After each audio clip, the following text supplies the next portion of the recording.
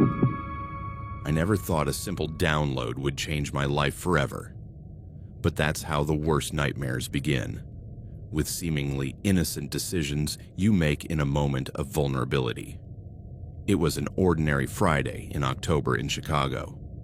The wind already carried that biting chill that announces winter is just around the corner. And I, as so many times before, felt deeply alone. It wasn't a tragic or desperate loneliness, but rather that persistent emptiness that settles in your chest when all your friends are busy with their own lives, married, engaged, or simply no longer sharing your interests. I had just turned 22, celebrated my birthday alone in my apartment with a slice of chocolate cake I bought at the corner bakery. I had graduated from Northwestern with a degree in English literature, one of those degrees everyone tells you is useless in the real world. I worked at a small independent publishing house called Midwest Voices downtown, a cozy place where we mostly published local authors and poetry books that sold maybe 200 copies each.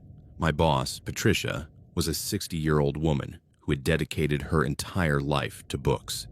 She paid me just enough to get by, but she treated me like a daughter and let me work surrounded by the things I loved. Manuscripts to revise, galley proofs to correct, and that unique energy you only feel in places where words come to life. I lived in a tiny apartment in Logan Square that was technically a studio, though the term was generous. It was basically a rectangular room with a kitchen the size of a closet and a bathroom so small I had to step outside to change my mind. But it had a big window facing west, so I could see the sunsets, and I had managed to fill it with plants that somehow survived despite my tendency to forget to water them. The rent ate up nearly half my salary, but it was mine. It was the first place in the world that truly belonged to me, and that meant something, even if it meant living off instant ramen and cheap coffee most days. My parents lived in a Milwaukee suburb, close enough to visit, but far enough that I felt I had truly left the nest. My mother, Linda, was an elementary school teacher, and my father, Robert, worked at a manufacturing plant. They were good, hard-working people who had made sacrifices to send me to an expensive university and now didn't fully understand why I had chosen to live in that dangerous city, earning practically nothing, instead of coming home and finding a real job. It wasn't that I didn't love them. I loved them deeply, but I also knew that if I went back to Milwaukee, I'd get trapped in a life that wasn't mine. I'd marry some guy I knew from high school, have kids before I was ready, and spend the rest of my life wondering what might have happened if I had stayed in Chicago, surrounded by books and endless possibilities. My college friends were scattered across the country. Sarah had landed a job at a consulting firm in New York and was so busy she barely responded to my texts. Jessica had moved back to Los Angeles and was trying to break into screenwriting. Mike and David had decided to backpack through Europe, a trip that had already lasted 8 months with no signs of ending soon. In Chicago, I'd made some friends at work, but they were all older women with families, mortgages, and concerns I couldn't fully relate to yet. They occasionally invited me to dinners at their suburban homes, where I'd sit in their perfectly organized kitchens, sipping wine and listening to them complain about their husbands or talk about their kids' extracurricular activities. They were kind to me, truly, but they also looked at me with that mix of nostalgia and pity that older women sometimes have when they see a young woman living alone in the city, as if they were remembering something they'd lost long ago but couldn't quite name. So that Friday night, after spending the day editing a manuscript about the history of Chicago architecture that was fascinating but incredibly dense, I got home feeling particularly isolated. I had seen couples walking hand in hand on my commute home, groups of friends laughing in bars, families dining in restaurants with big windows that let me glimpse their happy lives from the outside. I made my usual dinner, instant ramen with a boiled egg and some frozen vegetables I added to pretend I was eating healthy. I put on background music, something melancholic and fitting for my mood, and sat on my secondhand Craigslist couch. After dinner, I slipped into my comfiest pajamas, flannel pants with little cats printed on them, a Christmas gift from my mom, and curled up on the couch with a blanket my grandmother had crocheted for me before she passed. I turned on Netflix and started watching an episode of a show I'd already seen at least 3 times. But my mind kept wandering. I stared at the screen, but I was really thinking about how quiet my apartment was, how empty my bed felt every night, how much I missed having someone to share the little things of the day with. A joke I'd heard at work, something funny I'd seen on the street, a particularly beautiful passage from a book I was editing. I didn't necessarily need a serious relationship. I wasn't looking to get married or have kids right away. But I did want companionship. I wanted someone to grab coffee with on Sunday mornings, to go to the movies with on Friday nights, to explore all the corners of this city I had come to love, but was still discovering alone. It was in that moment of emotional vulnerability, when you're lonely enough to make choices you wouldn't normally make, that I opened the App Store on my phone. I searched for Tinder. I'd seen it mentioned in magazine articles, heard coworkers talk about it, seen ads online. I knew it was a dating app, but honestly, I didn't know much more than that. I downloaded it without thinking too hard about the implications. The app asked me to create a profile, and I spent more time than I'd like to admit choosing the right photos. I scrolled through every picture on my phone, rejecting most. Selfies made me look desperate.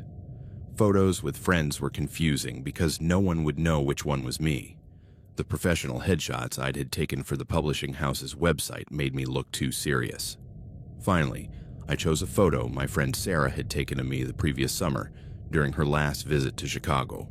We were at North Avenue Beach, and she had captured a moment when I was laughing at something she'd said, with Lake Michigan stretching behind me, and the sunset casting a golden glow on the water.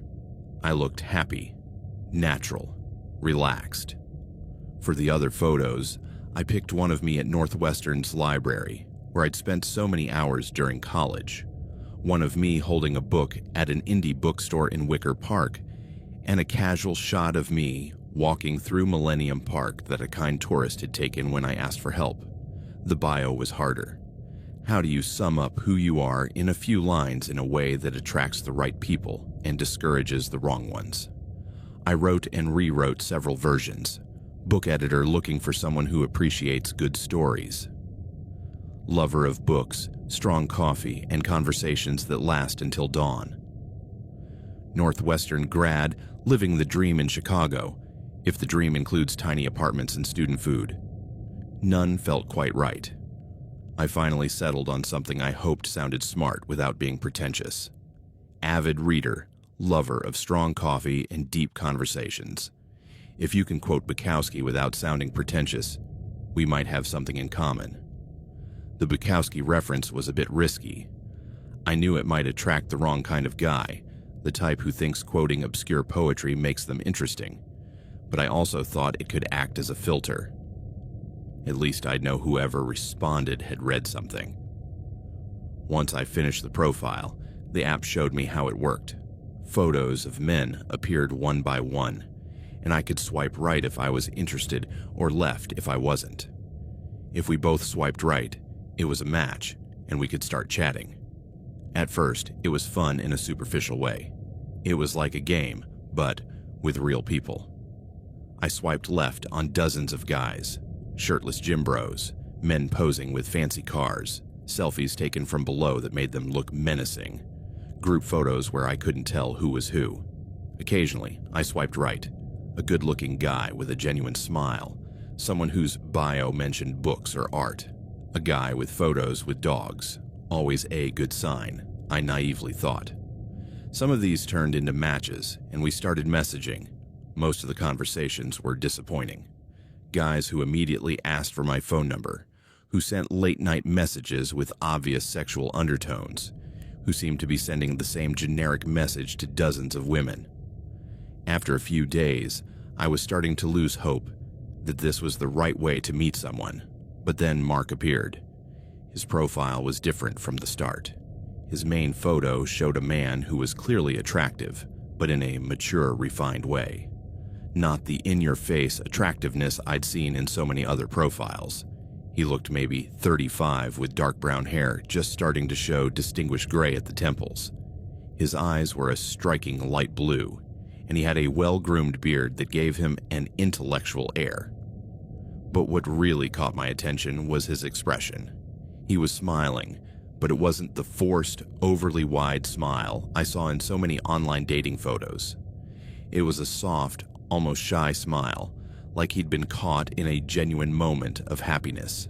He was wearing a cream-colored linen shirt that looked expensive but not ostentatious, and he was standing in front of what looked like an indie coffee shop somewhere in downtown Chicago.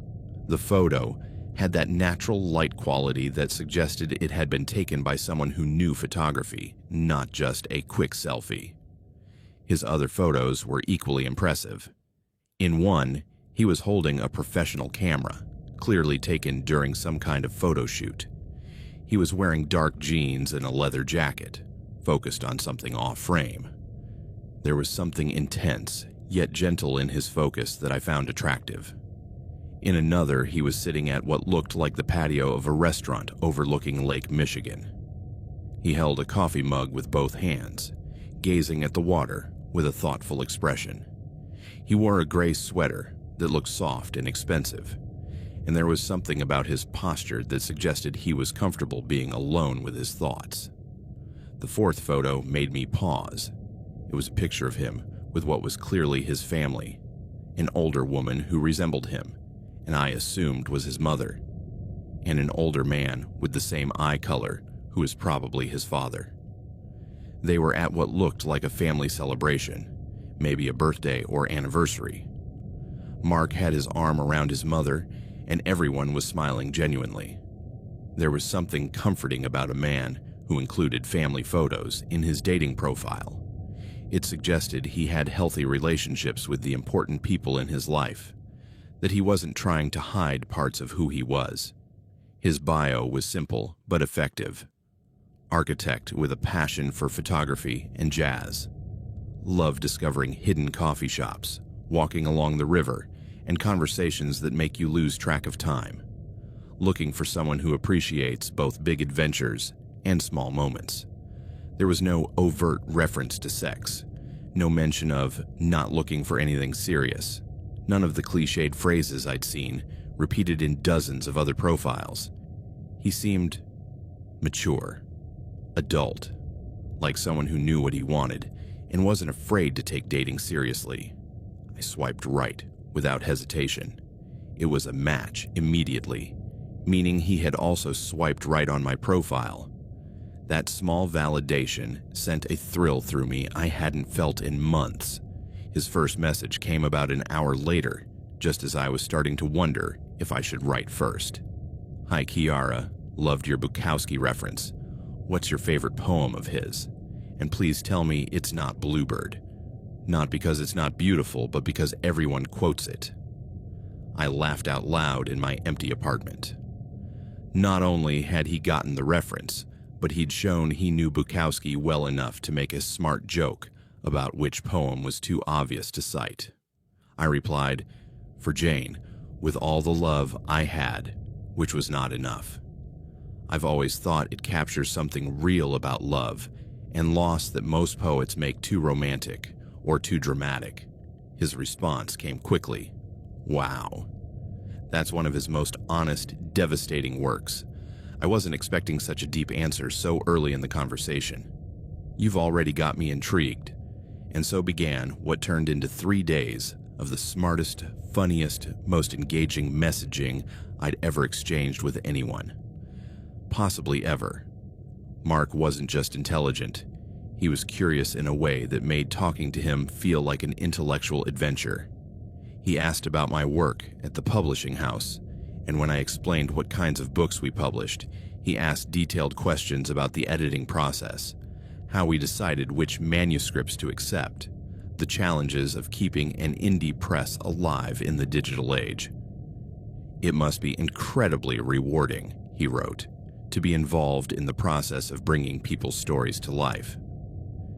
Is there any book you've worked on that really changed your perspective on something? It was the kind of question no one had ever asked me before. and I found myself writing paragraphs about a memoir manuscript I'd edited the previous year. The story of a woman who had escaped a religious cult and rebuilt her life from scratch.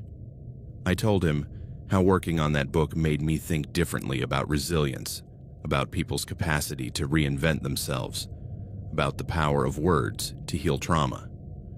"Sounds like the kind of story that needs to be told," he replied. "And you sound like exactly the kind of person who should help tell it. There's something beautiful about being on the quiet side of creativity, helping others find their voices." He asked about my favorite books, and when I told him I gravitated toward contemporary literary fiction, but had a secret love for well-written psychological thrillers, he recommended 3 authors I'd never read, but who sounded perfect for my tastes. "There's something about human psychology in extreme situations that's fascinating," he wrote. "The way ordinary people can be pushed to do extraordinary things, both beautiful and terrible." We talked about Chicago, about our favorite neighborhoods, about hidden spots in the city tourists would never find. He told me about a small Japanese garden he'd discovered in Albany Park, a bookstore specializing in first editions in Lincoln Park that was only open on Tuesdays and Thursdays, a cafe in Pilsen where the owner would make you custom latte art if you gave him a good story. "You're clearly a Chicago native," I wrote, after he mentioned 3 places I'd lived in the city for 2 years but had never heard of. "Born and raised," he replied. "My family's been here for generations." "There's something about this city that gets in your blood," I told him about growing up in Milwaukee, about my parents, about my decision to move to Chicago for college and stay after. "That takes courage," he wrote, "leaving what's familiar and building a life of your own in a new city. Especially a city like Chicago, which can be both beautiful and brutal depending on where you are and who you're with." There was something about the way he wrote, formal but not stiff, intellectual but not pretentious, that made me feel like he was the most interesting person I'd ever talked to. His messages were long but never felt labored.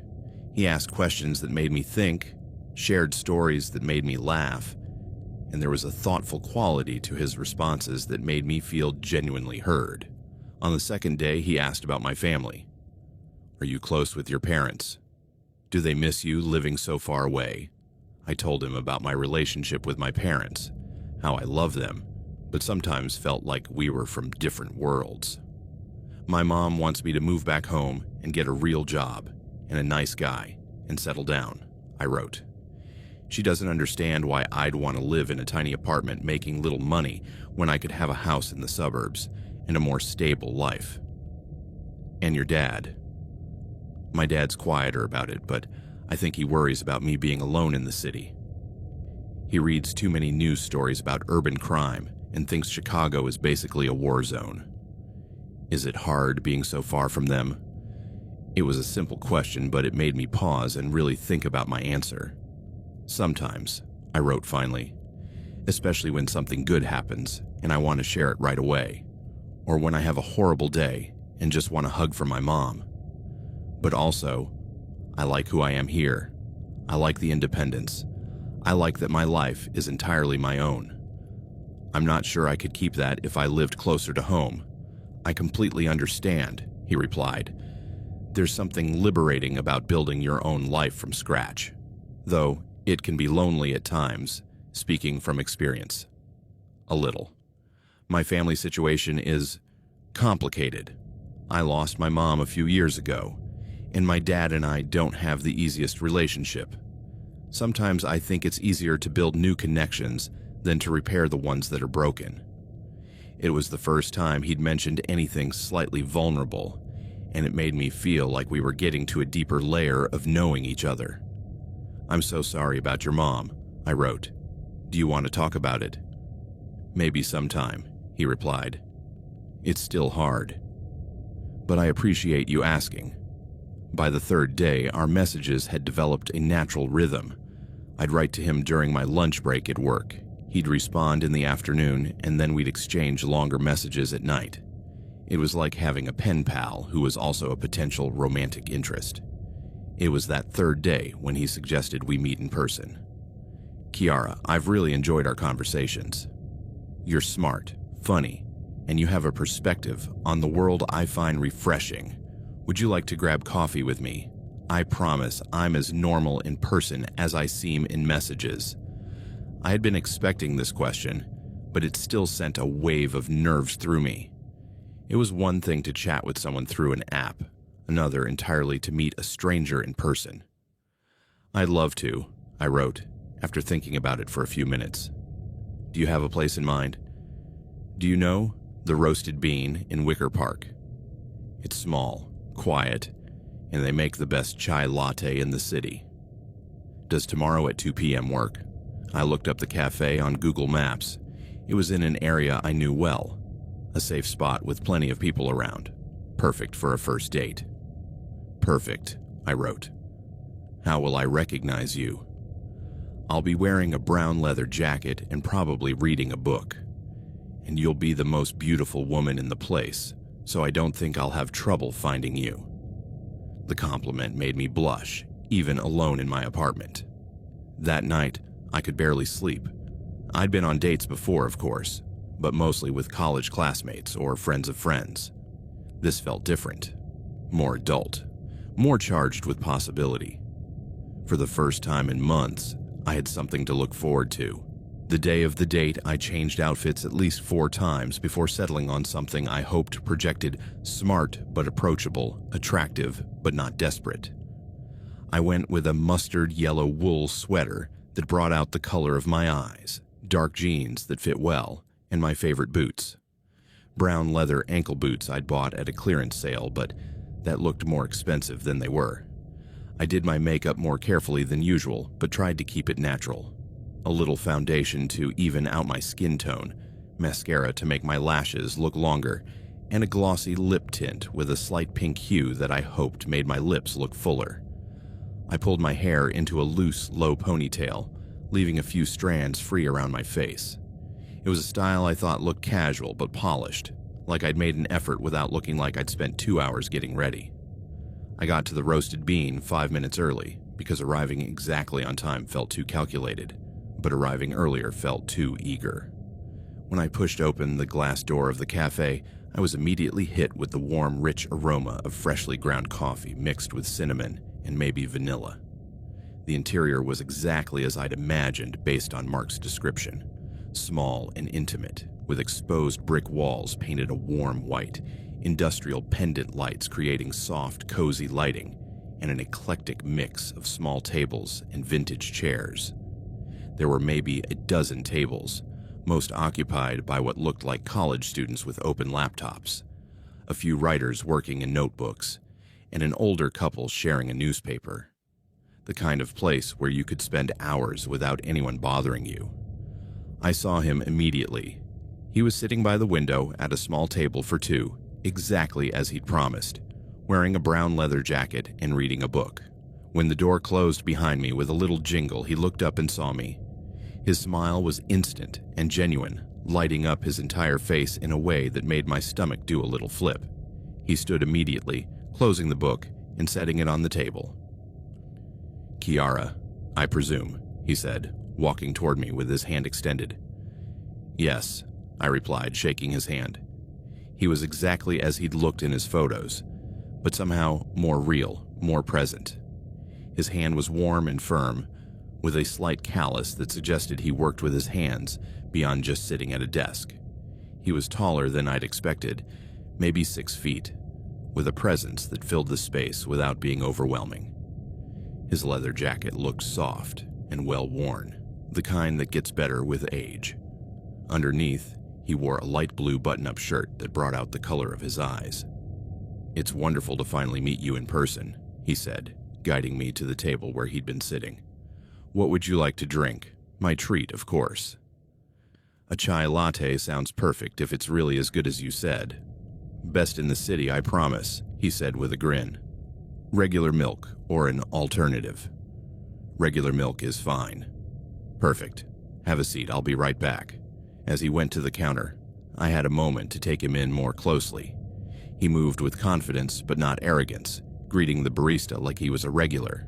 There was something about the way he carried himself that suggested he was comfortable in his own skin, which I found immediately attractive. I glanced at the book he'd been reading, The Architecture of Happiness by Alain de Botton. It wasn't what I'd expect an architect to be reading, something more technical maybe, or a popular novel. But this suggested someone who thought deeply about the connection between physical space and emotional well-being. He returned with 2 drinks, my chai latte and what looked like a black Americano for him. "So," he said, sitting across from me, "what do you think of the place? Does it live up to expectations?" I looked around, taking in the atmosphere again.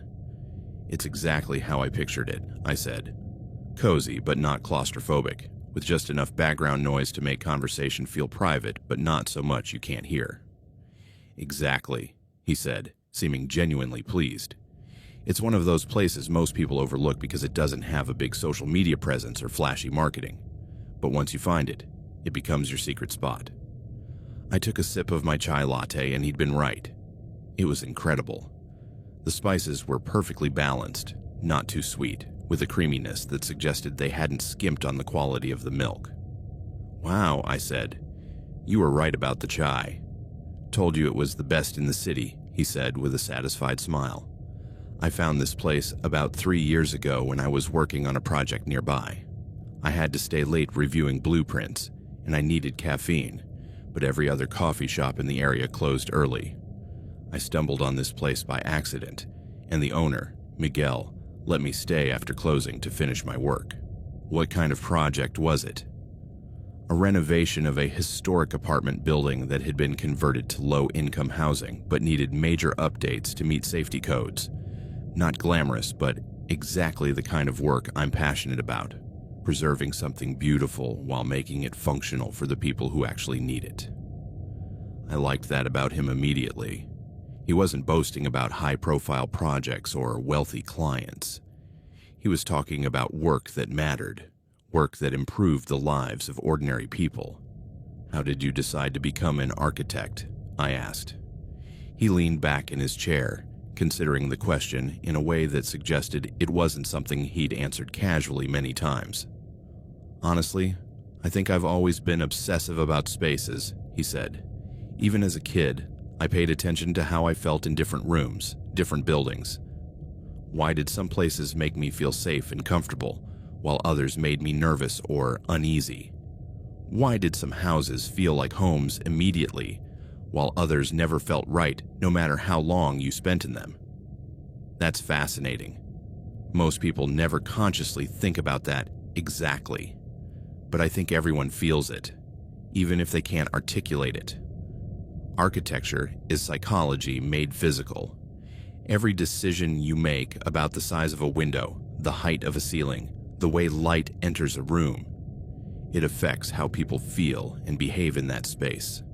He talked for a few minutes about different projects he'd worked on, about how he'd helped design a community library that increased attendance by 200% just by making the space feel more welcoming and less intimidating.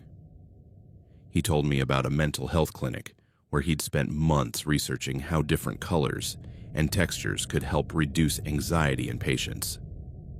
"It sounds like you really care about the human side of what you do," I said. "It's the only part that matters, really," he replied. "You can make something technically perfect and aesthetically beautiful, but if it doesn't serve the people who have to live or work in it, you've failed at the most important job." He asked about my work, and when I told him about some of the books I'd helped edit, he asked specific, intelligent questions that showed he was really listening. "What's been the most meaningful project you've worked on?" he asked. I told him about the memoir I'd mentioned in our messages, The Woman Who Had Escaped a Religious Cult. "Working on that book changed my perspective on a lot of things," I said. "On resilience, on the power of telling your own story, on how words can be both weapons and tools for healing. Was it emotionally difficult, working with such heavy material?" "Sometimes," I admitted. "There were days when I'd come home and need a long bath and something light on Netflix just to get her pain out of my system. But it was also incredibly rewarding to help her find the right way to tell her story. That takes a lot of emotional strength, he said. Not everyone can do that kind of work. We talked about books we'd read recently, movies we'd seen, places in Chicago we loved. He mentioned several restaurants and bars I'd never tried, but that sounded exactly like the kind of places I'd enjoy. There's a little Peruvian place in Albany Park that makes the best ceviche outside of Lima, he said. And a hidden cocktail bar in Logan Square, literally hidden, you need to know the password, where the bartender makes drinks based on your mood instead of just ordering off a menu. How do you find all these secret places? A lot of walking, I guess, and talking to people. I found that if you ask the right kind of person, someone who clearly loves the city but not in a touristy way, they usually know at least one incredible spot that'll never show up in a travel guide. After about an hour, I realized my chai latte had been empty for at least 20 minutes. But I hadn't wanted to interrupt the conversation to order another. Want another drink? He asked, noticing my empty cup. I should probably get going soon, I said, glancing at my phone. It was almost 4, and I had plans to do laundry and cleaning that afternoon. Nothing exciting, but things I needed to get done. Of course, he said, but I could detect a slight disappointment in his voice. This has been really wonderful, Kiara. You're even smarter and more interesting in person than you seemed in your messages. I've really enjoyed it too, I said, and I meant it. It had been the most engaging conversation I'd had with someone new in months, maybe years. He insisted on paying, despite my protests. First date is always my treat, he said. Non-negotiable personal rule. As we walked to the door, he asked if I wanted to take a walk. It's a beautiful day for October, he said, and honestly, I'm not ready for this to end yet. I looked outside. The sun was shining, the leaves were starting to change colors, and there was something in the air that felt like promise. A short walk sounds nice, I said. We walked down Damen Avenue, passing indie boutiques, small art galleries, and restaurants with outdoor tables where people were enjoying the unexpectedly warm weather. Mark pointed out interesting architecture in the buildings we passed, explaining building styles and historical periods in a way that was educational without being condescending. See that cornice up there, he said, pointing to a 3-story apartment building. That's typical of early 1900s Chicago construction. The way the brick is laid out, the proportion of the windows, every detail had both an aesthetic and functional purpose. I liked listening to him talk about things he was clearly passionate about. His eyes lit up, and he used his hands to gesture in ways that made his explanations come alive. But then, at some point during our walk, I started to notice things that made me feel slightly uneasy. First, it was a question he asked casually. "Do you live alone in Logan Square?" he asked as we waited to cross the street. "Yes," I replied without thinking. It was a normal question for a first date, right? People ask about your living situation. "And your parents? Do you see them often?" "They live in Milwaukee," I said. "I see them maybe once a month, sometimes less if I'm busy with work." "So you're pretty independent?" "I guess so." But there was something about the way he asked those questions, too casual, too specific, that made me feel like I was being evaluated in some way. Second, I noticed he paid a lot of attention to details about my life that I mentioned casually. When I mentioned I usually did my grocery shopping on Sunday mornings because it was less crowded, he nodded in a way that seemed like he was filing that information away. When I mentioned that my apartment had a big window facing west and I liked to have coffee there on Saturday mornings to watch the sunrise, he commented on how that sounded perfectly peaceful. When I mentioned I sometimes worked from home when I had big manuscripts to edit because it was quieter than the office, he asked how many days a week I typically worked from home. Individually, none of these things felt strange, but together they started to form a pattern that made me feel like I was being studied in some way. Third, there was something about the way he talked about his own life that started to feel evasive. When I asked about his family, He had mentioned his mother had died and that he had a complicated relationship with his father. But when I tried to ask more, when his mother had died, what his father did for a living, if he had siblings, his answers were vague. It was a few years ago, he said about his mother's death. Cancer. It was hard. I'm so sorry, I said. Were you close with her? Very close, he said, but then immediately changed the subject. What about you? Are you close with your mom? When I asked about siblings, he hesitated for a moment before saying, No, I'm an only child. But the hesitation made me wonder if he'd been about to say something else. When I asked where he'd gone to college, he said Northwestern for architecture. But when I mentioned I'd also gone to Northwestern and started talking about professors we might have had in common or campus spots we both remembered, he seemed uncomfortable and changed the subject. It was a long time ago, he said. I honestly don't remember much about specific professors. But Northwestern wasn't that big, and I'd only graduated a few years ago. How could he not remember professors or significant campus spots? Fourth, and this was what really put me on edge, there was something about the way he looked at me that had changed during our walk. At first, in the cafe, his attention had been flattering. I'd felt seen, heard, appreciated. But now his gaze had a different intensity. It wasn't like he was looking at someone he was getting to know. It was like he was looking at something he already owned. When we reached the end of our walk, back near the cafe where we'd started, he suggested we meet up again soon. This has been amazing, Kiara, he said. I'd love to see you again. What if I cook for you next week? I make an incredible tomato sauce, family recipe. That sounds lovely, I said, but something in my gut made me add, but maybe we should go out to a restaurant next time. I like getting to know someone in public spaces until I feel more comfortable. His expression changed for just a fraction of a second. A flicker of irritation maybe, or disappointment. But then he smiled again. Of course, he said. I completely understand. Do you know Alinea?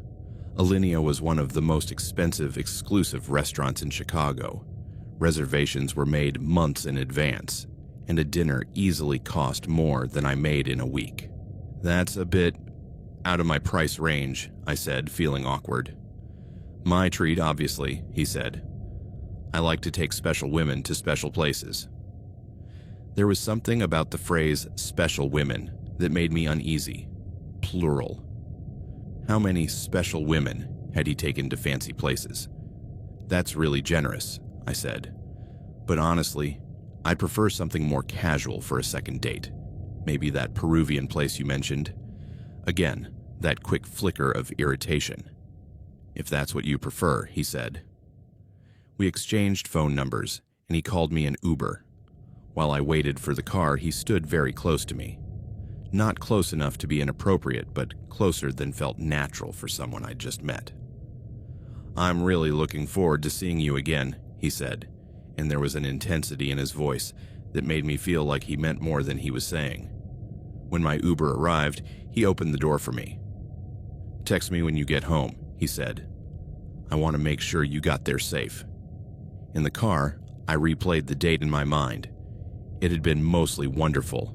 Smart conversation, clear attraction, the promise of more interesting dates. But there were also those little things that had made me feel slightly uneasy. Maybe I was overthinking it. Maybe I'd been alone so long I'd forgotten what normal dating felt like. Maybe it was natural for someone who was interested in you to ask detailed questions about your life. When I got to my apartment, I texted him. Got home safe. Thanks for a lovely afternoon. His response came immediately. Glad to hear it. Sweet dreams. Beautiful. The beautiful made me pause. It was sweet, but it also felt prematurely intimate for someone I'd only just met a few hours ago. That night, as I got ready for bed, I tried to shake the feeling that there was something not quite right about Mark. Maybe it was just first date nerves. Maybe I was being too cautious. After all, it had been the best conversation I'd had with someone in months.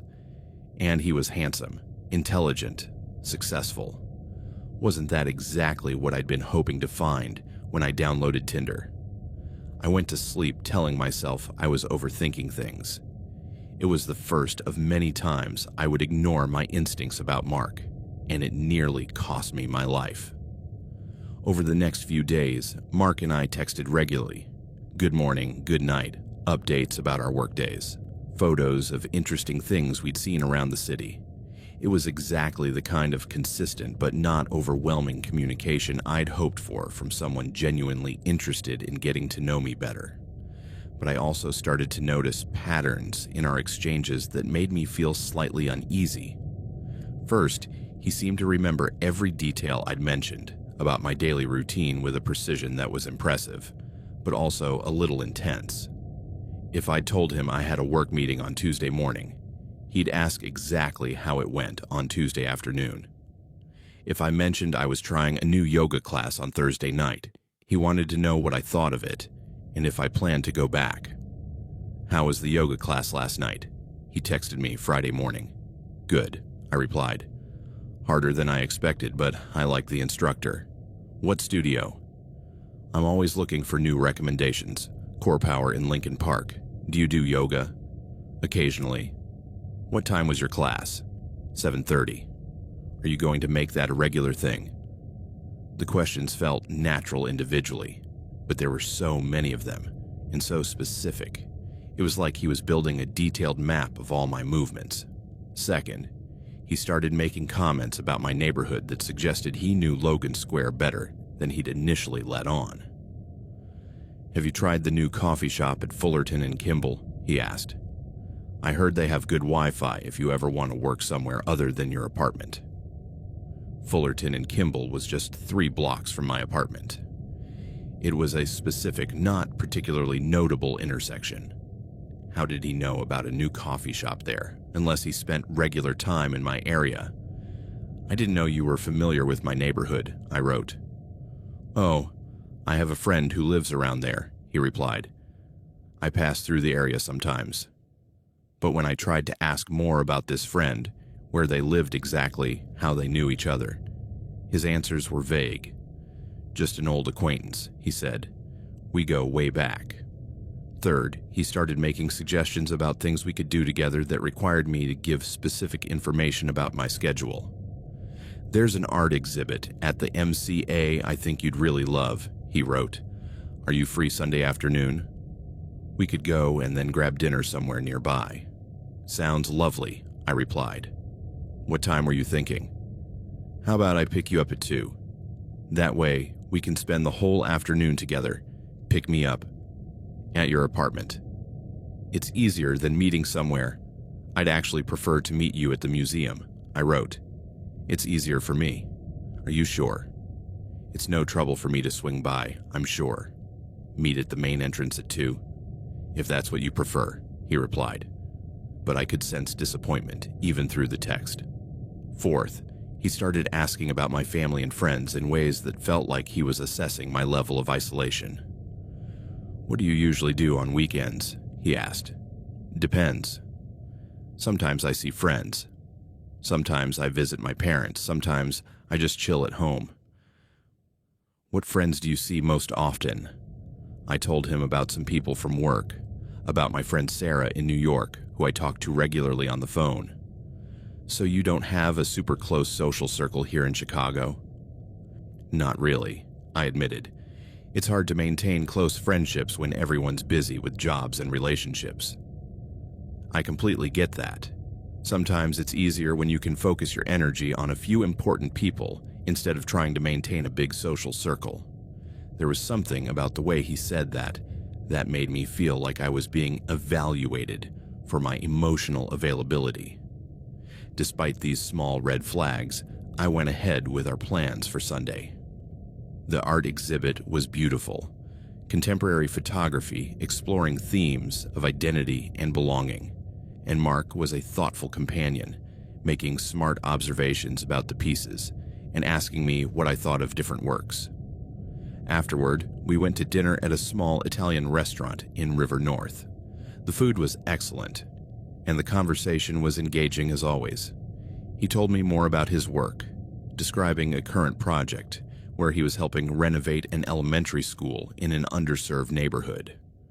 The challenge, he said, is creating an environment that feels safe and welcoming for kids who might not feel safe at home.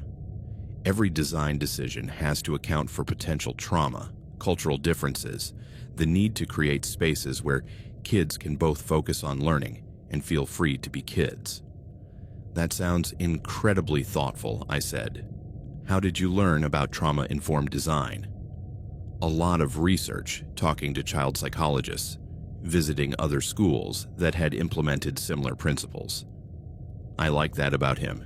He seemed to genuinely care about the human impact of his work. But then, over dessert, he made a suggestion that made me deeply uncomfortable. "Kiara," he said, reaching for my hand across the table, "I've been thinking. I make an incredible dinner. What if you come over to my place next week? I can make my famous tomato sauce, open a nice bottle of wine, and we can have a really romantic evening." His hand was warm on mine, but his grip was firm in a way that made me feel like I couldn't easily pull away. "That sounds lovely," I said carefully, "but honestly, I prefer to take things slow." Maybe after a few more dates, his expression changed subtly. The smile stayed, but something in his eyes hardened. "Don't you trust me?" he asked, and there was something in his tone that made the question feel like an accusation. "It's not about trust," I said. "It's just my personal policy not to go to people's houses until I know them better." "How long do you typically wait?" The question made me feel like I was being interviewed for a job I didn't want. "I don't have a specific timeline," I said. "Just until I feel comfortable." "And what would make you feel comfortable?" There was something persistent in his questioning that made me feel trapped. "Just time," I said, "getting to know you better." He finally let go of my hand, but I could feel his disappointment radiating across the table. "Of course," he said. "I respect that. Though, I hope you know I'm completely safe. I'd never hurt a woman." There was something about the fact that he felt the need to say that made me feel more uneasy, not less. When we finished dinner, he insisted on walking me to my Uber. "Are you sure I can't drive you home?" he asked as we stood on the sidewalk. "My car's right here." "The Uber's fine," I said. "I already called it." "Where do you live exactly in Logan Square?" he asked. "Just to make sure it's a safe neighborhood." "It's a very safe area," I said evasively. "Still, I'd like to know. If we're going to keep seeing each other, I want to be able to picture where you are when we're not together." There was something about that phrase, "picture where you are when we're not together," that sent chills down my spine. "Kimball and Fullerton," I said finally, giving him the nearest intersection instead of my exact address. "Oh, right by that coffee shop I mentioned," he said. Small world. When my Uber arrived, he helped me in and leaned into the window. "Text me when you get home," he said, "and think about my offer to cook for you." I really am an incredible cooker. On the ride home, I couldn't shake the feeling that there was something fundamentally wrong with Mark that I couldn't fully pinpoint. All the individual elements of our dates had been good. He was intelligent, attractive, attentive, but there was an undertone to his interactions that made me feel like I was being assessed and manipulated in subtle ways. That night, I texted him that I'd gotten home safe, and he replied immediately, wishing me good night. But as I got ready for bed, I couldn't help feeling that I'd crossed some kind of line by giving him even general information about where I lived. There was something about the way he'd asked, the persistence of it, that made me feel like I'd given away more information than was wise. I went to sleep with a sense of unease I couldn't quite name. If I had trusted that feeling, if I had ended things right there, everything that came after might have been avoided. But I was lonely, and he was charming, and it had been so long since anyone had paid me that kind of focused attention. So I ignored my instincts, and I nearly died for it. A week after our museum date, Mark began a subtle but persistent campaign to get me to come to his house. It wasn't aggressive, but the topic came up in nearly every conversation we had. Found a new risotto recipe I'm dying to try, he texted me one Wednesday morning. Sure, I can't tempt you with a home-cooked meal this weekend. Bought an incredible bottle of red wine at a regional wine sale, he messaged 2 days later. It'd be perfect with my grandmother's tomato sauce. My neighbor gave me tomatoes from his garden. They're perfect for cooking, but I have too many for one person. Care to help with baking? Each invitation was casual, almost offhand, but the frequency of them started to feel like pressure. Finally, one Friday afternoon, after a particularly stressful week at work, we'd had a print deadline that required late nights for several days in a row. I got another message from him. Kiara, you seem stressed lately. Why don't you come over tomorrow night and let me cook for you? You don't have to do anything but relax and let someone take care of you for once. There was something about the way he framed it, not as a date but as an act of care, that lowered my defenses. That sounds really appealing, I texted back. Is that a yes? I paused for a long moment. We'd been dating for nearly 3 weeks. We'd had several dates in public places, all of which had gone well despite my occasional moments of unease. He was a successful architect with a legitimate career and a charming personality. How long was it reasonable to wait before taking the step of going to someone's house? Okay, I wrote finally, but just for a few hours. Perfect. I'm going to cook you the best meal you've ever had. He gave me his address, a house in Oak Park, just as he'd mentioned. I looked up the area on Google Maps, and it was a nice neighborhood, mostly residential with well-maintained historic homes.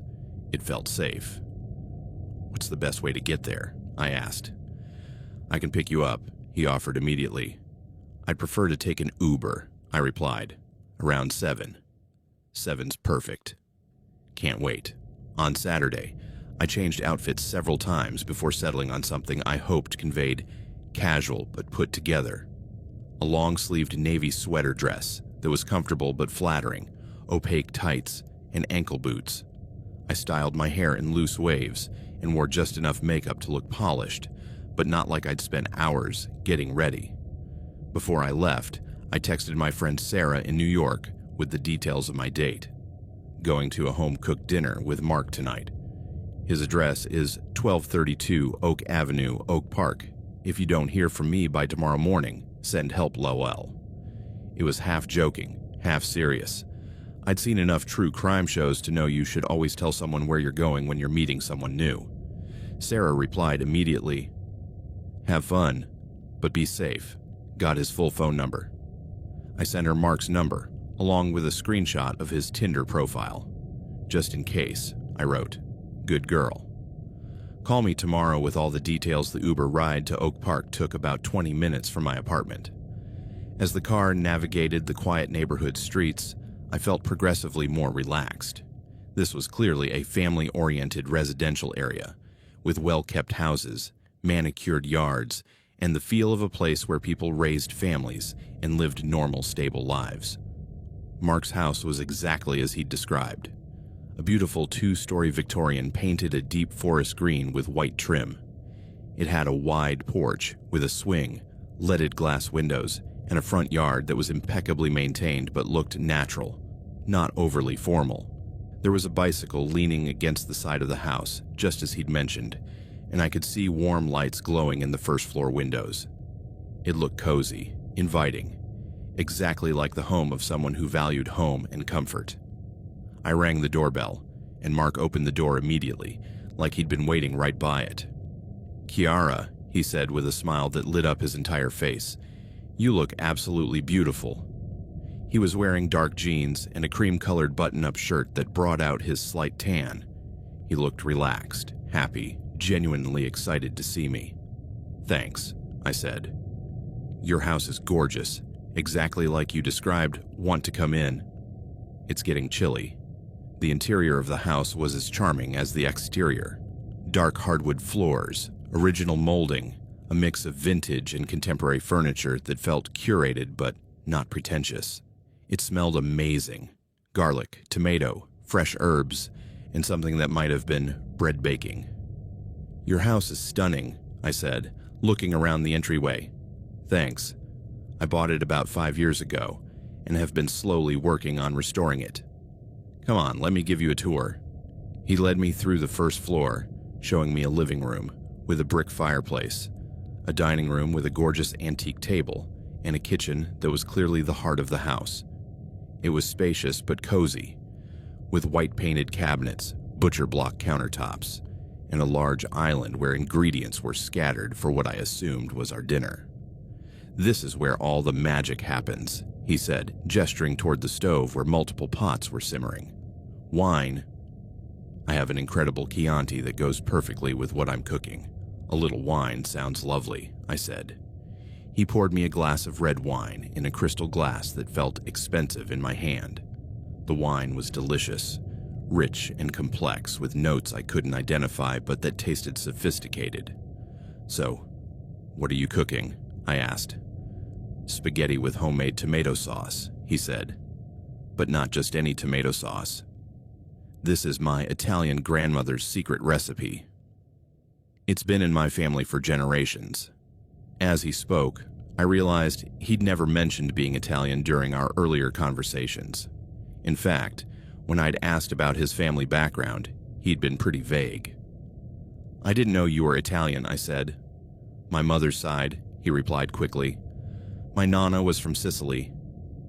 She taught me to cook when I was a kid. Did your mom not cook?" There was a pause just for a second, but I noticed it.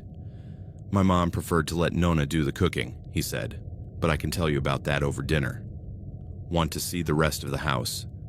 We went upstairs, where he showed me his home office, a beautiful space filled with architectural blueprints, a large drafting table, and shelves full of books on design and construction. The walls were covered with photographs of buildings and projects he'd worked on. "This is where most of my real work happens," he said. "I like working from home when I can. It's quieter, more creative." He then showed me the bathroom, a gorgeous vintage space with a clawfoot tub and original subway tiles that had been perfectly restored. Finally, we reached his bedroom. "And this is where I sleep," he said, pushing the door open. The room was large and masculine, but not in an overpowering way. A king-size bed with gray sheets that looked expensive, an antique dresser, and 2 matching nightstands. There was art on the walls, black and white photographs of Chicago architecture, and a reading chair in the corner with a lamp and a small stack of books beside it. But then I noticed something that made me pause. On one of the nightstands was a framed photograph. It was of an older man who looked a lot like Mark, same eye color, similar facial structure, but with completely white hair and deep wrinkles. The man in the photograph wasn't smiling. In fact, he looked upset, almost angry. "Is that your dad?" I asked, pointing to the photograph.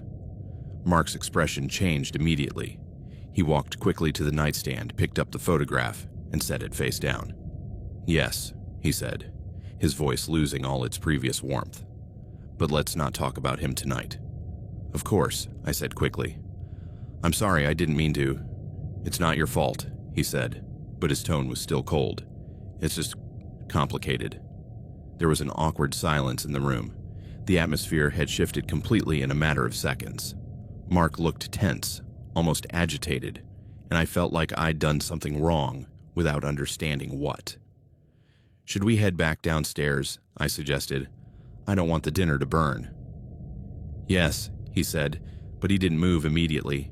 He stood by the nightstand for a moment longer, staring at the photograph he'd set face down. Finally, he turned to me, and his smile returned, but it felt forced. "You're right," he said. "Dinner's probably almost ready." As we went back downstairs, I tried to shake the feeling that something had fundamentally changed in the last few minutes. Mark's reaction to the photograph had been so intense, so immediate, that it made me wonder what kind of relationship he had with his father that would make even seeing him in a photo upset him so much. But more than that, it made me wonder what else I didn't know about Mark that could shift the dynamic between us so dramatically.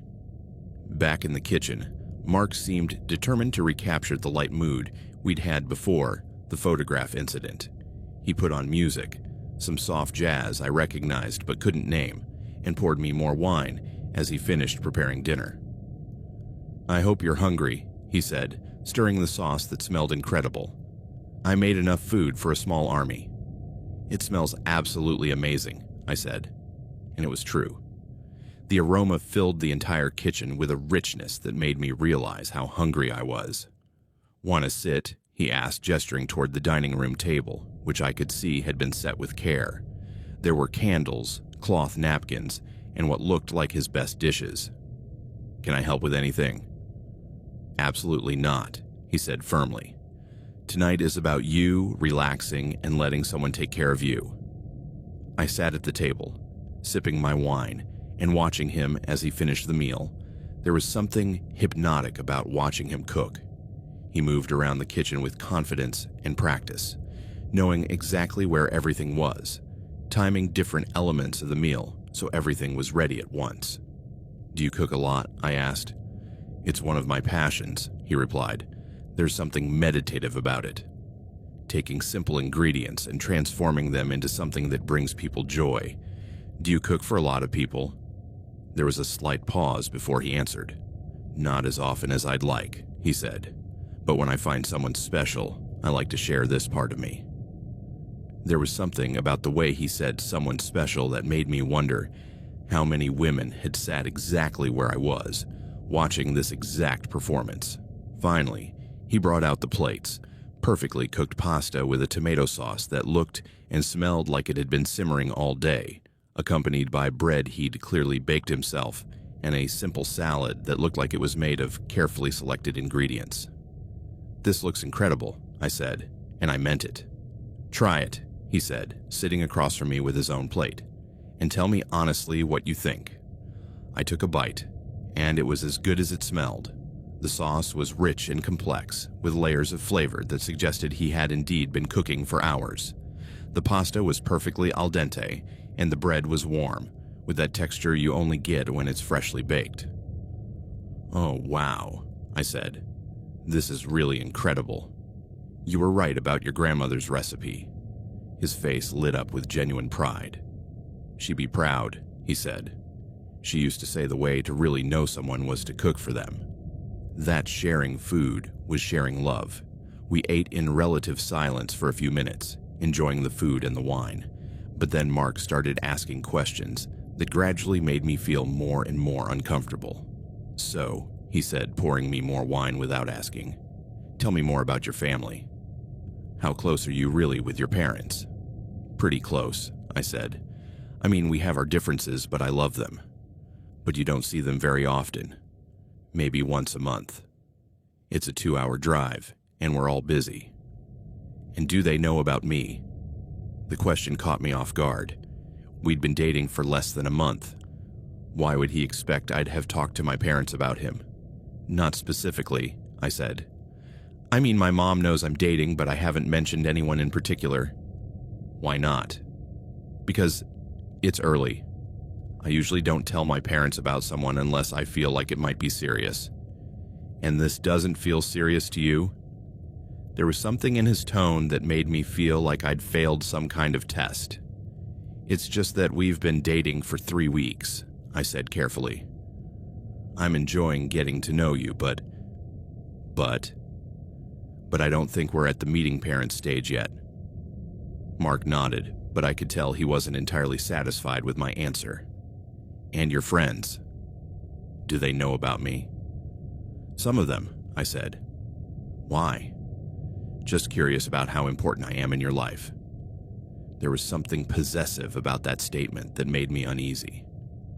"Mark," I said gently, "we've just started getting to know each other. These are the kinds of conversations couples usually have after months, not weeks. So you don't see me as a potential partner?" "I didn't say that. I'm just saying it's early to be asking these kinds of questions."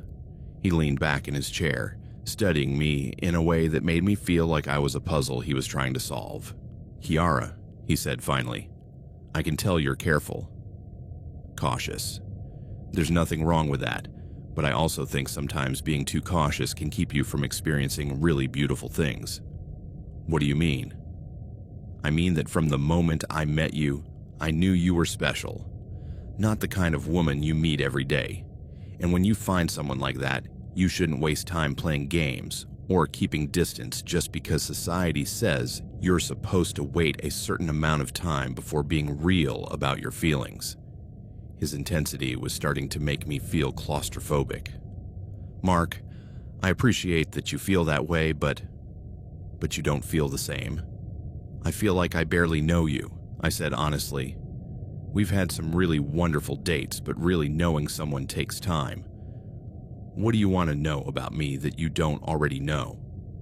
Well, for example, you've never really talked about your family except to mention your mom died and you have a complicated relationship with your dad.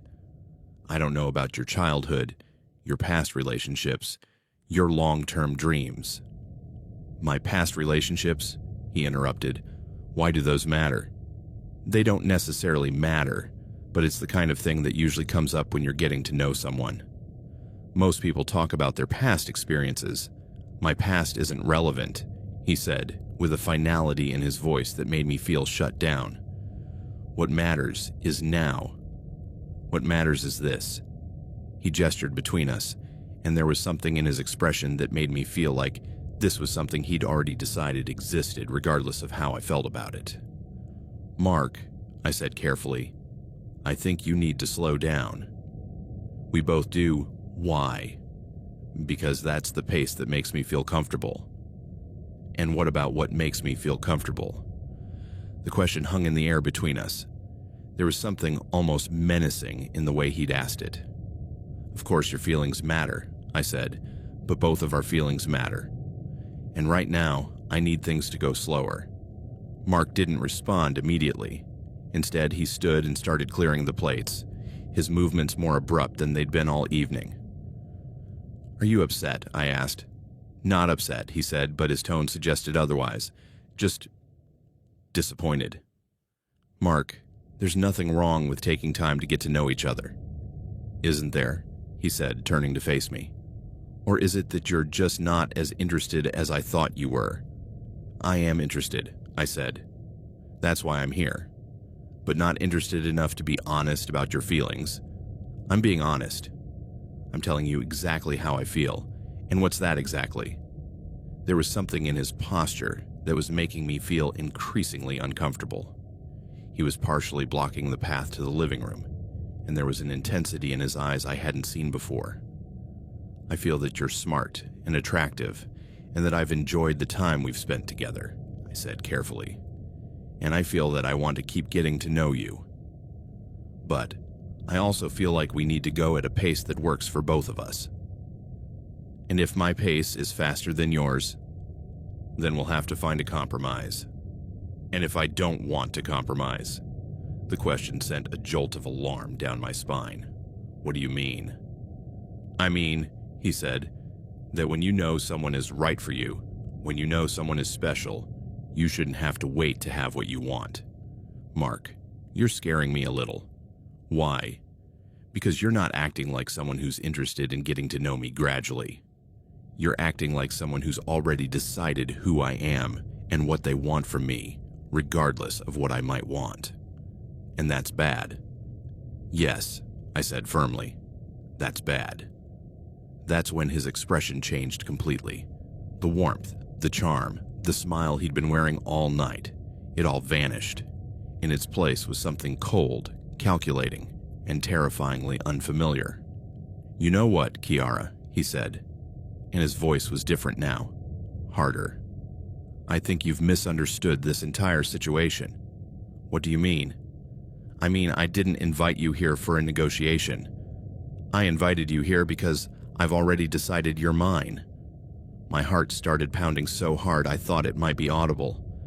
Mark, I think I should go. No, he said, moving to completely block my path to the living room. You're not going. What? You heard me. You're not going. It was in that moment I realized I'd made a terrible mistake. That all the little red flags I'd been ignoring, all the times my instincts had told me something was off, had been right. And that now I was trapped in the house of a man who was clearly not who he'd pretended to be. My heart was pounding so hard I thought Mark might hear it. I tried to keep my voice calm, though everything in my body was screaming at me to run. Mark, I said, standing slowly from my chair. I don't know what's going on here, but I think there's been a misunderstanding. I'm going to call an Uber and head home. Sit down, he said, and there was an authority in his voice I'd never heard before. No. Sit down, he repeated, taking a step toward me. Mark, you're scaring me. I don't know why you're acting like this, but you need to let me go. He laughed, but there was no humor in it. It was a cold, calculated sound. Kiara, sweet Kiara, he said, stepping closer. You really don't understand what's happening here, do you? What do you mean? I mean, you've been incredibly naive. From the moment you put your profile on Tinder, from the moment you responded to my first message, you've been participating in something far beyond what you think is just a casual dating situation. My mind started racing, trying to make sense of what he was implying. Have you been lying about who you are? Not exactly lying, he said, as if it were an important technical distinction. More like carefully curating an image I knew would appeal to you. Curating how? Well, for example, I am an architect. That's true. But I don't work on noble projects that help underprivileged kids. I mostly design expensive houses for rich people. And that book I was reading at the coffee shop when we met, I'd been carrying it around for days, waiting for someone like you to notice and be impressed by my intellectual taste. I felt sick.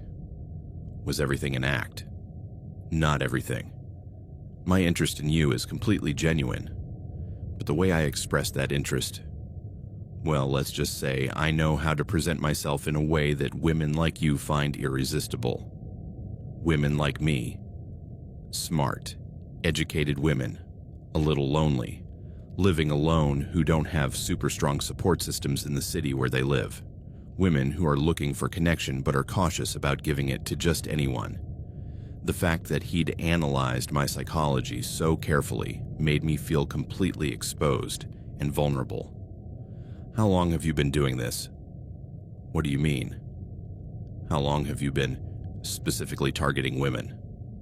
Mark smiled, and there was something in that smile that made me feel like he was a predator who had finally decided to show his fangs. Years, he said, and I've perfected the process. I know exactly what kind of photos to put on my profile to attract the right kind of woman. I know what kind of conversation to have to make them feel seen and understood. I know how to read cues that tell me when someone is emotionally vulnerable and therefore more likely to let their guard down. And then what? What happens after they let their guard down? That depends on the woman. And on how much I like her.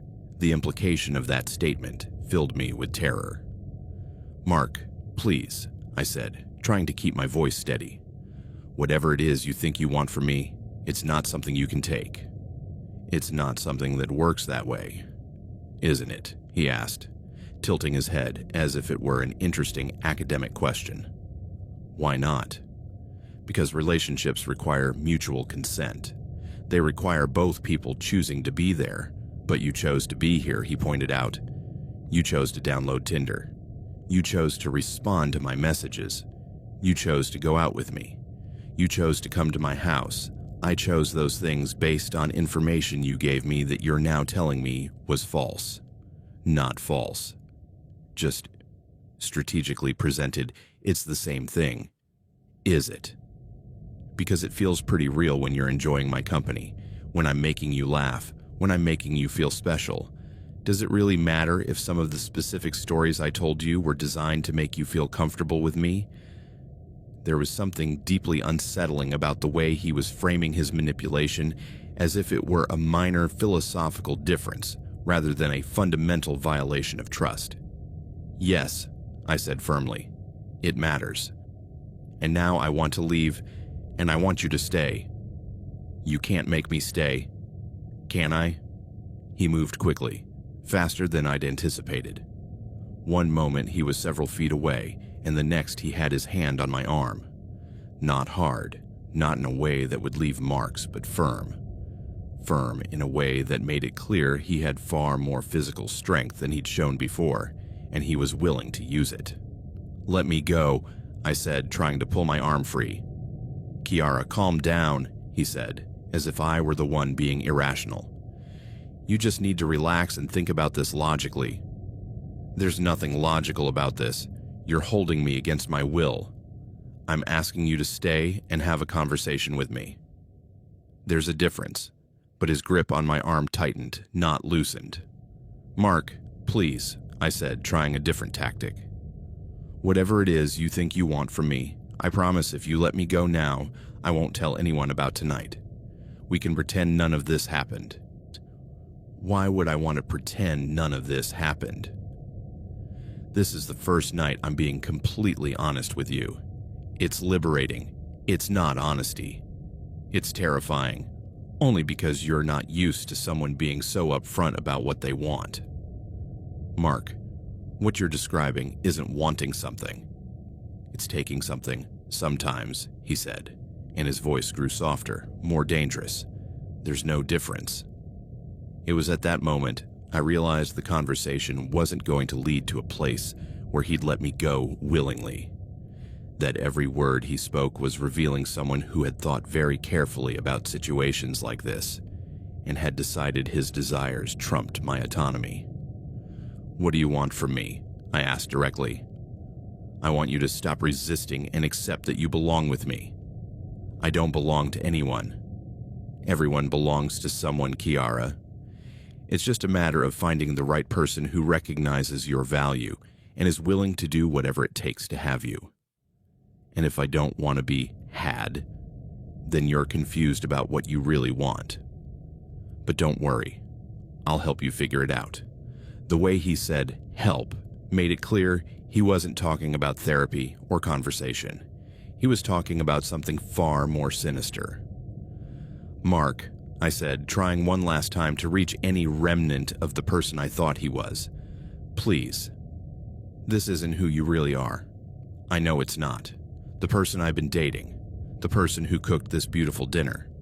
The person who talked so passionately about creating spaces that make people feel safe. That person wouldn't do this. Do what? He asked, genuinely curious. Scare someone. Hold them against their will. But I'm not scaring you, he said. I'm showing you who I really am. And I'm not holding you against your will. I'm helping you understand what your will really is. It was then I realized he had gone far beyond normal logic, far beyond the territory where appeals to decency or reason would have any effect. This man had built an entire belief system that allowed him to justify anything he wanted to do. And now, he wanted to do something to me, and he had decided it was okay. Mark yanked my arm with a firmness that erased any doubt. He wasn't convincing me anymore. He was executing a plan. Before I could scream, his other hand clamped over my mouth with a speed that betrayed practice. The fear paralyzed me. This wasn't his first time. He dragged me toward a narrow hallway leading to a locked door. The air smelled of dampness and cheap cleaning products. I felt my nails scrape uselessly against his skin, but he barely flinched. With a sharp turn of a key, he opened the door and shoved me inside. It was a small room, windowless, lit only by a bare bulb dangling from the ceiling. In the center, a metal chair with straps on the armrests. A chill ran down my spine as I realized everything had been prepared in advance. Sit, he ordered, and this time it wasn't a suggestion. Please, Mark. My voice trembled, dry, as if my throat already knew screaming would be futile. No more pretending, Kiara. No one can hear us here. Here I can teach you, without distractions. He locked the door behind him. The metallic click echoed in my head like a hammer strike. My mind scrambled for options. Anything. The door's hinge, the fragile bulb, the angle of the chair. I had to stay lucid because I understood with chilling clarity. Mark wasn't going to let me go tonight. And maybe never. The confinement felt endless. Days blurred into nights in that windowless room. Mark appeared at unpredictable intervals, always with food, always with that air of controlled calm, as if nothing he was doing was criminal, but rather some kind of alternative relationship I simply didn't understand. But I understood perfectly. I was kidnapped, and if I didn't find a way to escape, I'd likely end up like the other women he'd spoken of so coldly. One night, I noticed something. Every time he brought food, he left the keyring dangling in the lock, confident, certain I wouldn't try anything. Maybe because he thought he'd already broken me. Maybe because he believed his strength was enough to control me. I waited. I feigned resignation. I played docile. I answered in short sentences, eyes down, as if I were slowly surrendering to his narrative.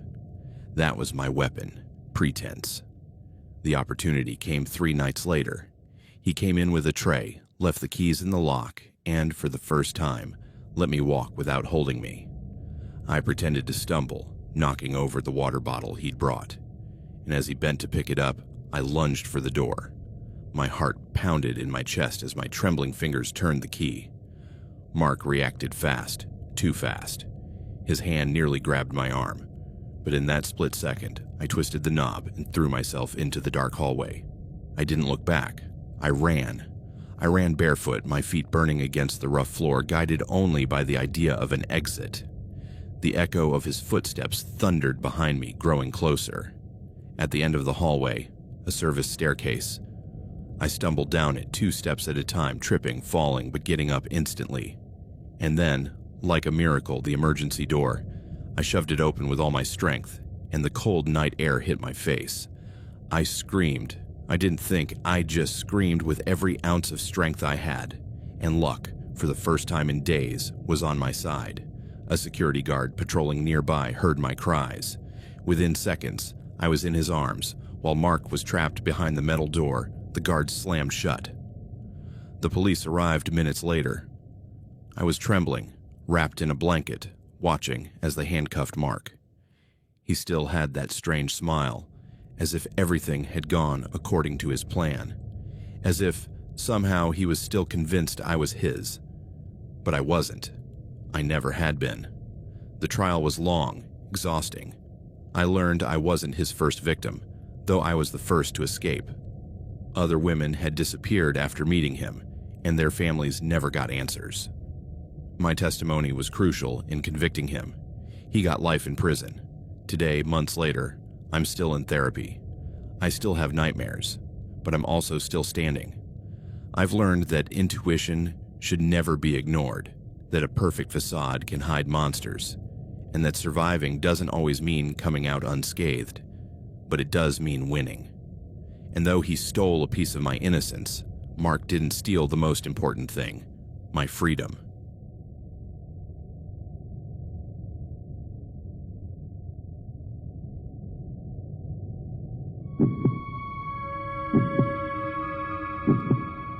I never imagined that a decision so simple, one that millions of girls make every day, would lead me to hell. But hell doesn't always arrive with fire and screams. Sometimes it comes wrapped in silk and promises, with the whisper of the ocean as its soundtrack and the bitter taste of champagne on your lips. I write this not as a cry for help, but as a testimony, an attempt to exorcise the ghosts from my mind and give them a place on paper where they might weigh less. I no longer work on OnlyFans. I no longer live in the bright North Hollywood apartment with a view of the hills.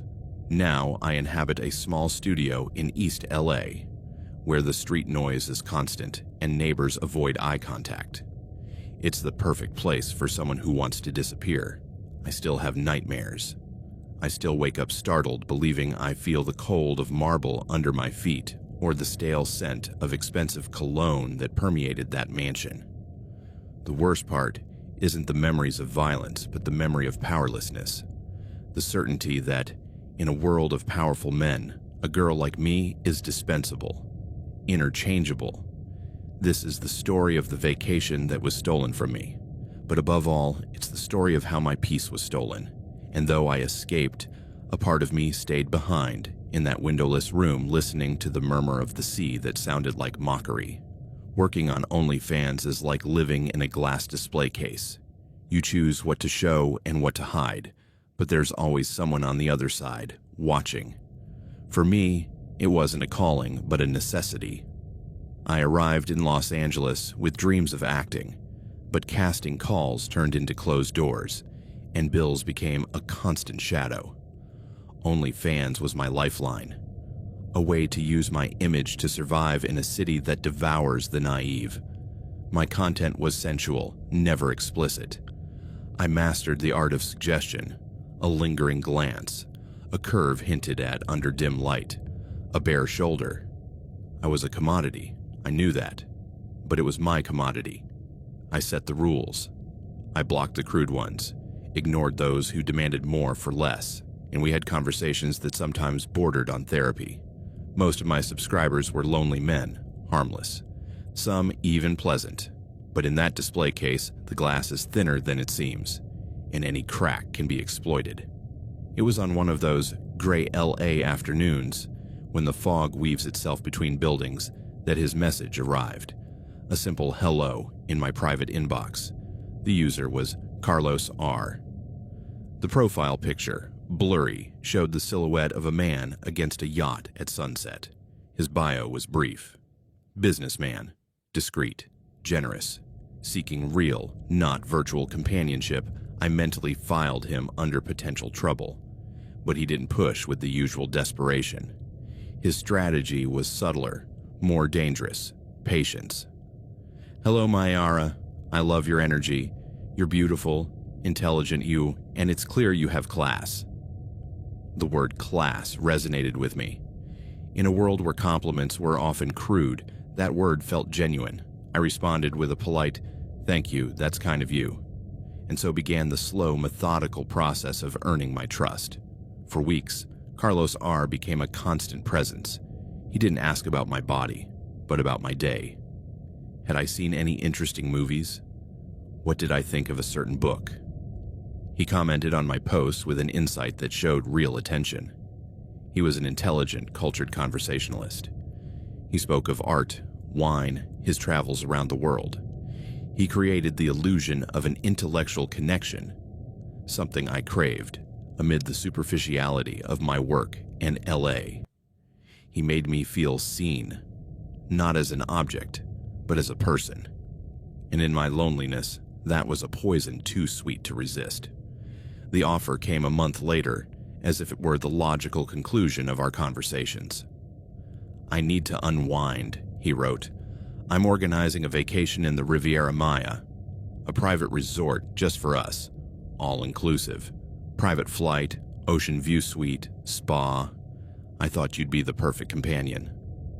My first reaction was a disbelieving laugh.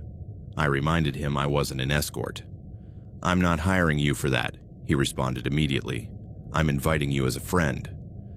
I'm looking for conversation, connection, someone to enjoy a sunset with without pretense. Anything else depends on the chemistry. I'm not an animal, Mayara. I'm a gentleman." The refusal was on the tip of my tongue, but I didn't write it. My life at that moment was a monotonous cycle. Create content, pay bills, deal with anxiety, the idea of escaping, of feeling the sun on my skin without the pressure of a camera, was irresistible. He knew it. He'd read my weariness through the screen. "Let me show you the world still has magic," he added. And then the advance arrived. $5,000 appeared in my PayPal account.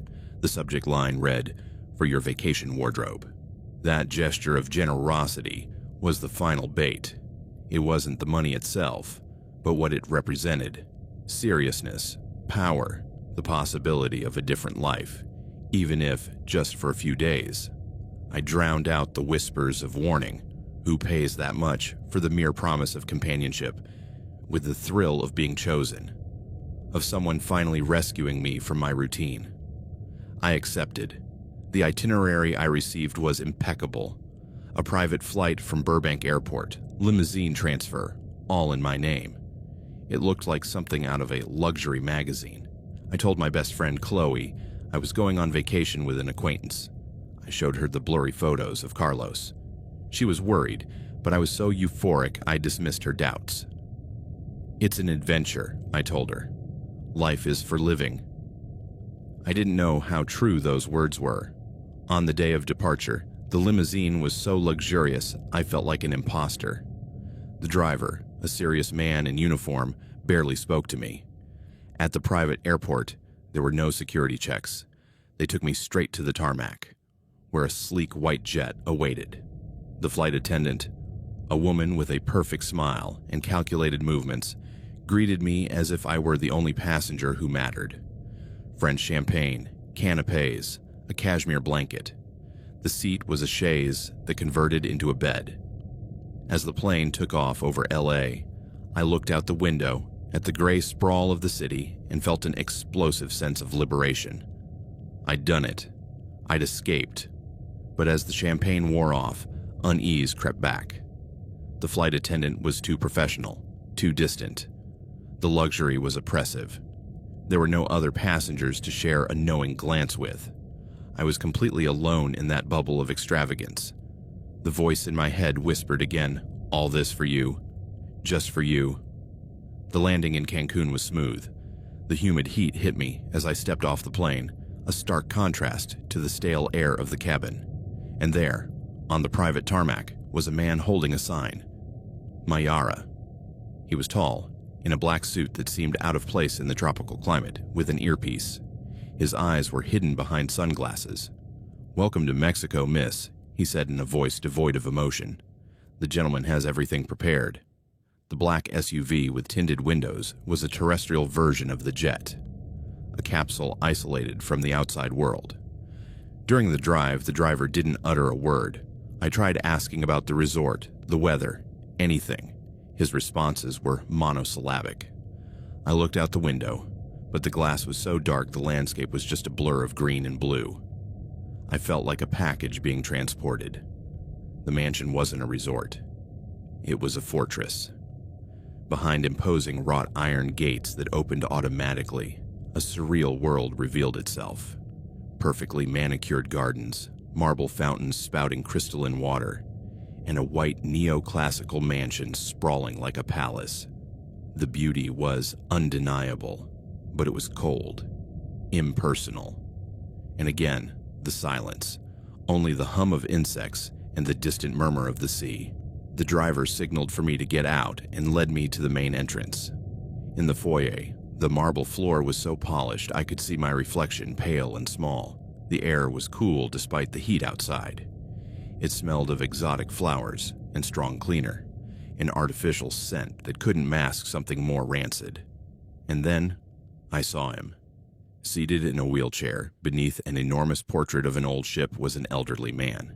He wore an impeccable white linen suit, but his body was frail, consumed by age. His skin was like rice paper, and his hands, resting in his lap, trembled slightly. The most disturbing thing was his eyes, deep, sunken in their sockets, but with an intensity that pierced through me. "Mayara," he said, his voice a dry rasp, like stones colliding. "Finally home." I froze. My heart pounded in my chest. Are you Carlos?" I managed to stammer. A smile crept across his thin lips. "Of course. Who else?" "But the photos," I protested, feeling panic begin to drown me. "A little ruse," he admitted, without a hint of shame. "My nephew is a photogenic young man. Me, well, age spares no one. But I wanted you to come for who you are, not for my money or my appearance. Though I suppose the money helped," he added, with a tone that aimed to be jovial. I thought this was a vacation," I said, taking a step back. "And it is," he assured, extending a trembling hand. "It will be the best vacation of your life. Here, you'll have everything you desire." "What I desire is to leave," I said, my voice sounding strangely weak in that vast space. The smile vanished from his face. "That, my dear, is not an option." At that moment, as if awaiting a signal, 2 men emerged from a side door. They were the same ones patrolling the gardens, muscular with impassive expressions. One of them grabbed my arm firmly. "The lady must be tired from the trip," Carlos said, his voice soft again. "Take her to her suite to rest." The man holding me tightened his grip. It wasn't an invitation, it was an order. "Let's go," he said, his voice flat, devoid of emotion. I didn't scream. I didn't resist. A visceral certainty took hold of me. Any show of force would be futile and likely dangerous. I walked with them, feeling their footsteps echo on the marble as Carlos's wheelchair faded from view. The vacation was over. The nightmare had begun. My suite was indeed luxurious, larger than my entire LA apartment. A massive four-poster bed, a marble jacuzzi in one corner, sliding doors opening to a balcony with a view of the Caribbean Sea. For a moment, a spark of hope flickered in my mind. Maybe I'd misjudged. Maybe he was just an eccentric old man, but the details soon emerged. I ran to the balcony doors. They were sealed. No handles, just a tight seam. The windows, huge, didn't open. I pounded on the glass. It was thick, bulletproof. The main door I'd entered through had no knob on the inside. Instead, a numeric keypad on the wall blinked red. I needed a code to get out, and then I saw it. On the ceiling, directly above the bed, a small black camera. Its red LED light blinked softly, indicating it was active. It wasn't paranoia. I was being watched. I grabbed my phone desperately. No service. I searched for Wi-Fi networks. One appeared called Casa Playa, but it was password protected. I was cut off, trapped in a gilded cage. Hours later, there was a click at the door, and a middle-aged woman in a gray maid's uniform entered. She carried a tray with food, lobster, salad, exotic fruits. The luxury meal clashed brutally with my reality. "Dinner, miss," she said, avoiding my eyes. She placed the tray on a table. "Wait," I pleaded. "Can I use a phone? I need to call my family." She shook her head, keeping her gaze down. No signal. "And if I want to go out?" "To the beach." For the first time, she looked up. Her eyes were dark, tired, and in them, I saw something that chilled my blood. Pity. "No one leaves here, miss," she whispered, and then she left the room. The door slammed shut, and I heard the click of the electronic lock. I collapsed on the bed, crying silently. The camera on the ceiling felt like an unblinking eye, reminding me that even my despair wasn't private. That night, a distorted voice came through an intercom on the wall. "Mayara, come to the main salon. It's time for dinner." The same guard who'd taken me to the room was waiting outside. He led me downstairs to an enormous dining room with a long table set for only two. Carlos was seated at the head, out of his wheelchair, leaning on the table. Candles flickered, casting dancing shadows on his wrinkled face. "You look lovely," he said. "Red suits you." I hadn't noticed until that moment, but the maid had left a red dress in the wardrobe. I'd put it on out of instinct. "Sit," he ordered. I sat at the far end of the table, as far from him as possible. "Why am I here?" I asked, trying to keep my voice steady. "Because you're special," he replied, taking a sip of wine. "Among all the girls, you stand out. You have dignity. You're not like the others who sell themselves for so little." "Other girls?" I asked, feeling a fresh shiver. He ignored my question. "Here, you'll be cared for, admired. You'll have a life you could never imagine." "I don't want this life," I exploded, standing from the chair. "I want to go home." The smile faded. His eyes hardened. "This is your home now, Mayara. I bought your companionship. I bought it with that flight, with this dress, with the food you eat. You're mine. I'm not an object," I shouted. "We're all objects," he roared, slamming his trembling hand on the table.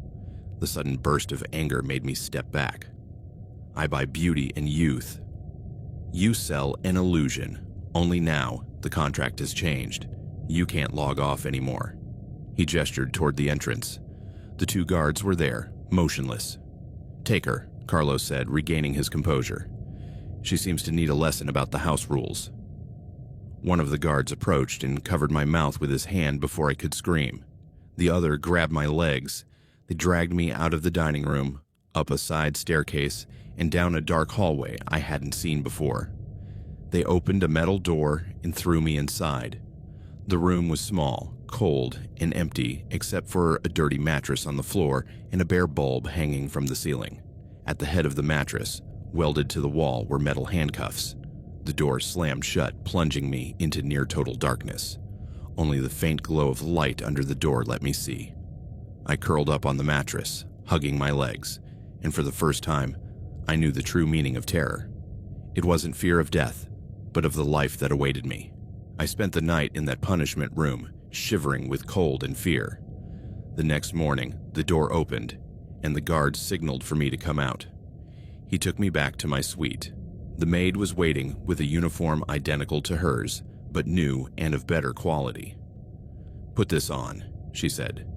"The gentleman wants to see you in the library." Wearing that uniform was an act of humiliation. It confirmed my new status, neither guest nor lover. I was another possession. Carlos received me in the library, a room filled with mahogany shelves and ancient books that seemed untouched. "I hope you've reflected," he said, leafing through a volume. "The rules are simple: obedience and discretion. In return, you'll live in luxury. Defy them, and you'll return to the punishment room. Understood?" I nodded, unable to speak. "Good. Today you'll assist Elena with kitchen errands." Elena was the head maid. While helping her carry fruits and vegetables from the main kitchen to a smaller adjacent one, I saw the others for the first time. There were three.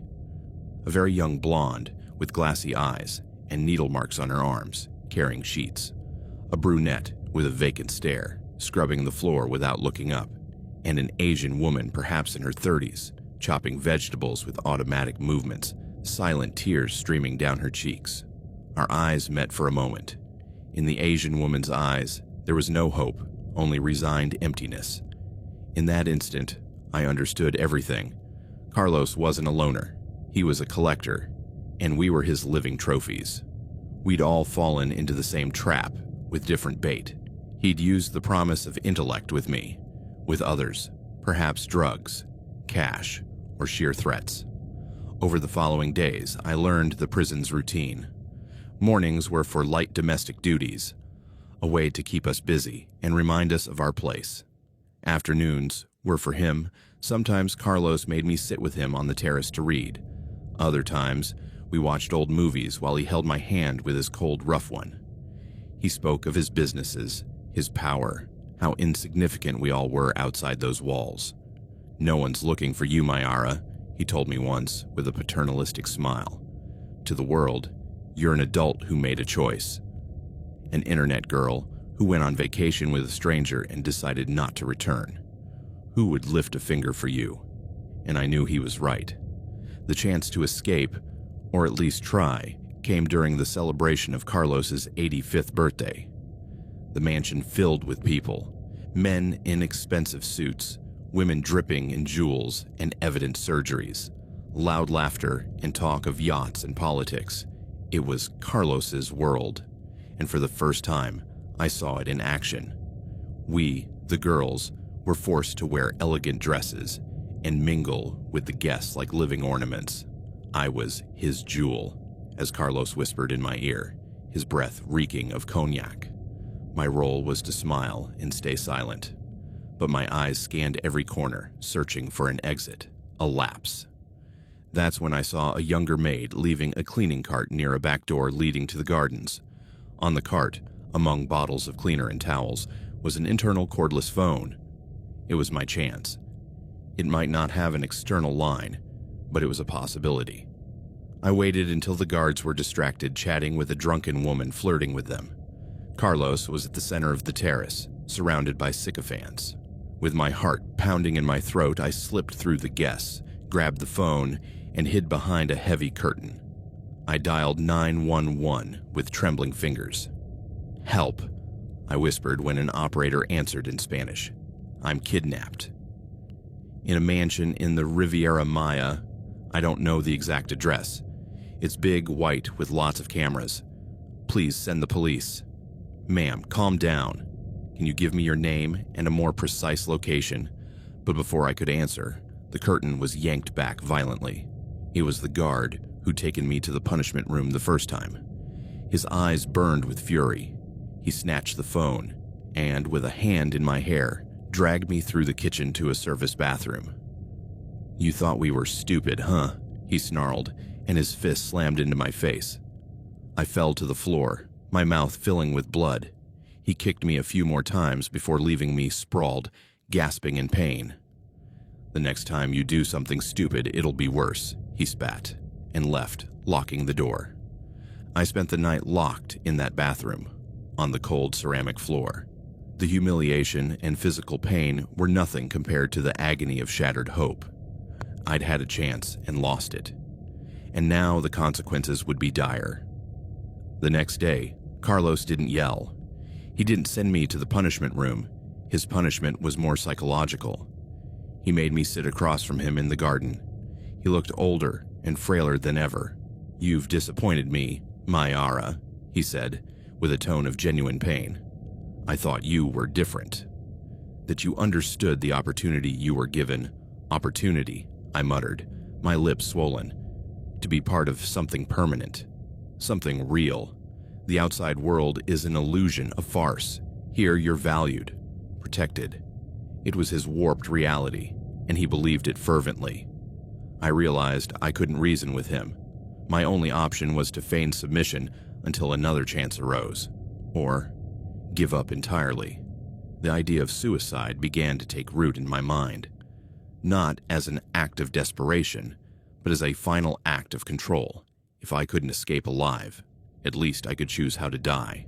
I started hoarding pills from the bathroom's medicine cabinet, hiding them in a hole I made in the mattress lining. It was my secret plan, my last card. But then, the balance of power shifted. Carlos fell gravely ill. One morning, he didn't leave his room. Doctors arrived with briefcases speaking in hushed tones. Heart failure. Not responding to treatment. The guards seemed nervous, the maids whispered. An air of uncertainty hung over the mansion. The brunette, the one who always looked at the floor, approached me one afternoon while we were collecting towels from the laundry. "When he dies," she whispered, "this ends. They'll let us go." "How can you be sure?" I asked, wanting to believe her. "Without him, there's no money. The guards don't work for free. They'll let us go." For a moment, a spark of hope reignited in me. Maybe she was right. Maybe the end was near. Carlos died a week later. They found him lifeless in his bed. The news spread through the mansion like wildfire. There was a strange silence, heavy, not with grief, but with expectation. The hope didn't last.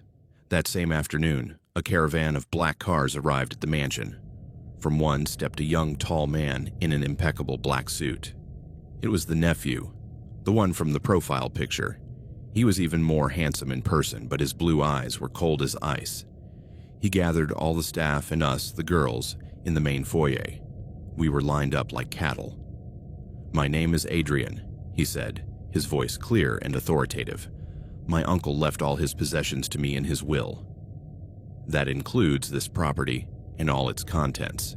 His gaze slid over us one by one, like a merchant appraising goods. My heart sank. "The operation will continue as usual," he announced. "Considerable investments have been made. There's no reason to change a system that works." The other girls lowered their heads. The Asian woman broke into silent tears. The heir wasn't a savior. He was a younger, stronger, and likely crueler version of the same monster. The nightmare didn't end with Carlos's death. It reinvented itself. Despair was total. My plan to hoard pills seemed the only way out. But then, a small, silent miracle happened. I was collecting my dinner tray when the head maid, the one who'd looked at me with pity the first day, approached. As she took the tray, she slipped a small, folded piece of paper into my hand. Her fingers closed over mine for a second, and in her eyes I saw a spark of humanity before she lowered her gaze and walked away. With my heart racing, I locked myself in my suite's bathroom and unfolded the note. The handwriting was shaky. "Tomorrow, at 11 a.m., they'll take your captor's body out for the funeral. There'll be a lot of movement at the main gate. The back service door, the one leading to the supplier's path, We'll be open for about 10 minutes while they carry the flowers. Run to the road and don't look back. God be with you.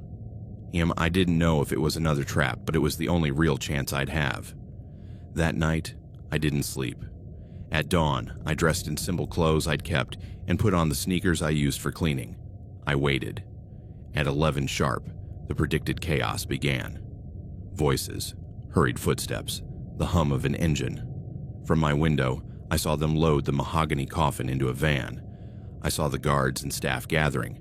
I took a deep breath. I left my room cautiously. The hallway was empty. I went down the back stairs leading to the kitchen. From there, I saw the service door. It was ajar. A man with a box of flowers had just walked out. It was now or never. I ran. Crossing that threshold was like passing through an invisible barrier. The sunlight hit me, and the hot air filled my lungs. I didn't look back. I ran through the back gardens, jumped a low fence separating the property from the jungle, and plunged into the thicket. Branches scratched my skin, but I felt nothing except the urge to run. After what felt like an eternity, I reached an asphalt road. I collapsed to the ground, gasping, listening for pursuers. There was only the sound of birds. Minutes later, a rickety old taxi appeared around the curve. I stopped it desperately. The driver, an older man with a gray mustache, looked at me in surprise at my state. Sweaty, scratched, eyes wild. "Miss, are you okay?" "Airport," I begged. "Take me to the airport, please." I climbed into the car, and for the first time in weeks, I felt safe. I sold my wristwatch, a birthday gift from years ago, to buy a plane ticket to Los Angeles, a commercial flight full of happy tourists returning home. I curled up in my seat, staring out the window as Mexico faded away, and cried silently the entire way. I returned to Los Angeles, but I didn't return the same. Reporting what happened was impossible. What proof did I have? Some OnlyFans messages from a man who didn't exist. Who would believe me? And most importantly, Carlos's warning echoed in my head. He had connections, powerful people. Speaking out would mean signing my death warrant. So I silenced myself. I erased my digital presence. I moved to a place where no one would find me. Nightmares are my constant companion. Sometimes on the street, I think I see one of those guards.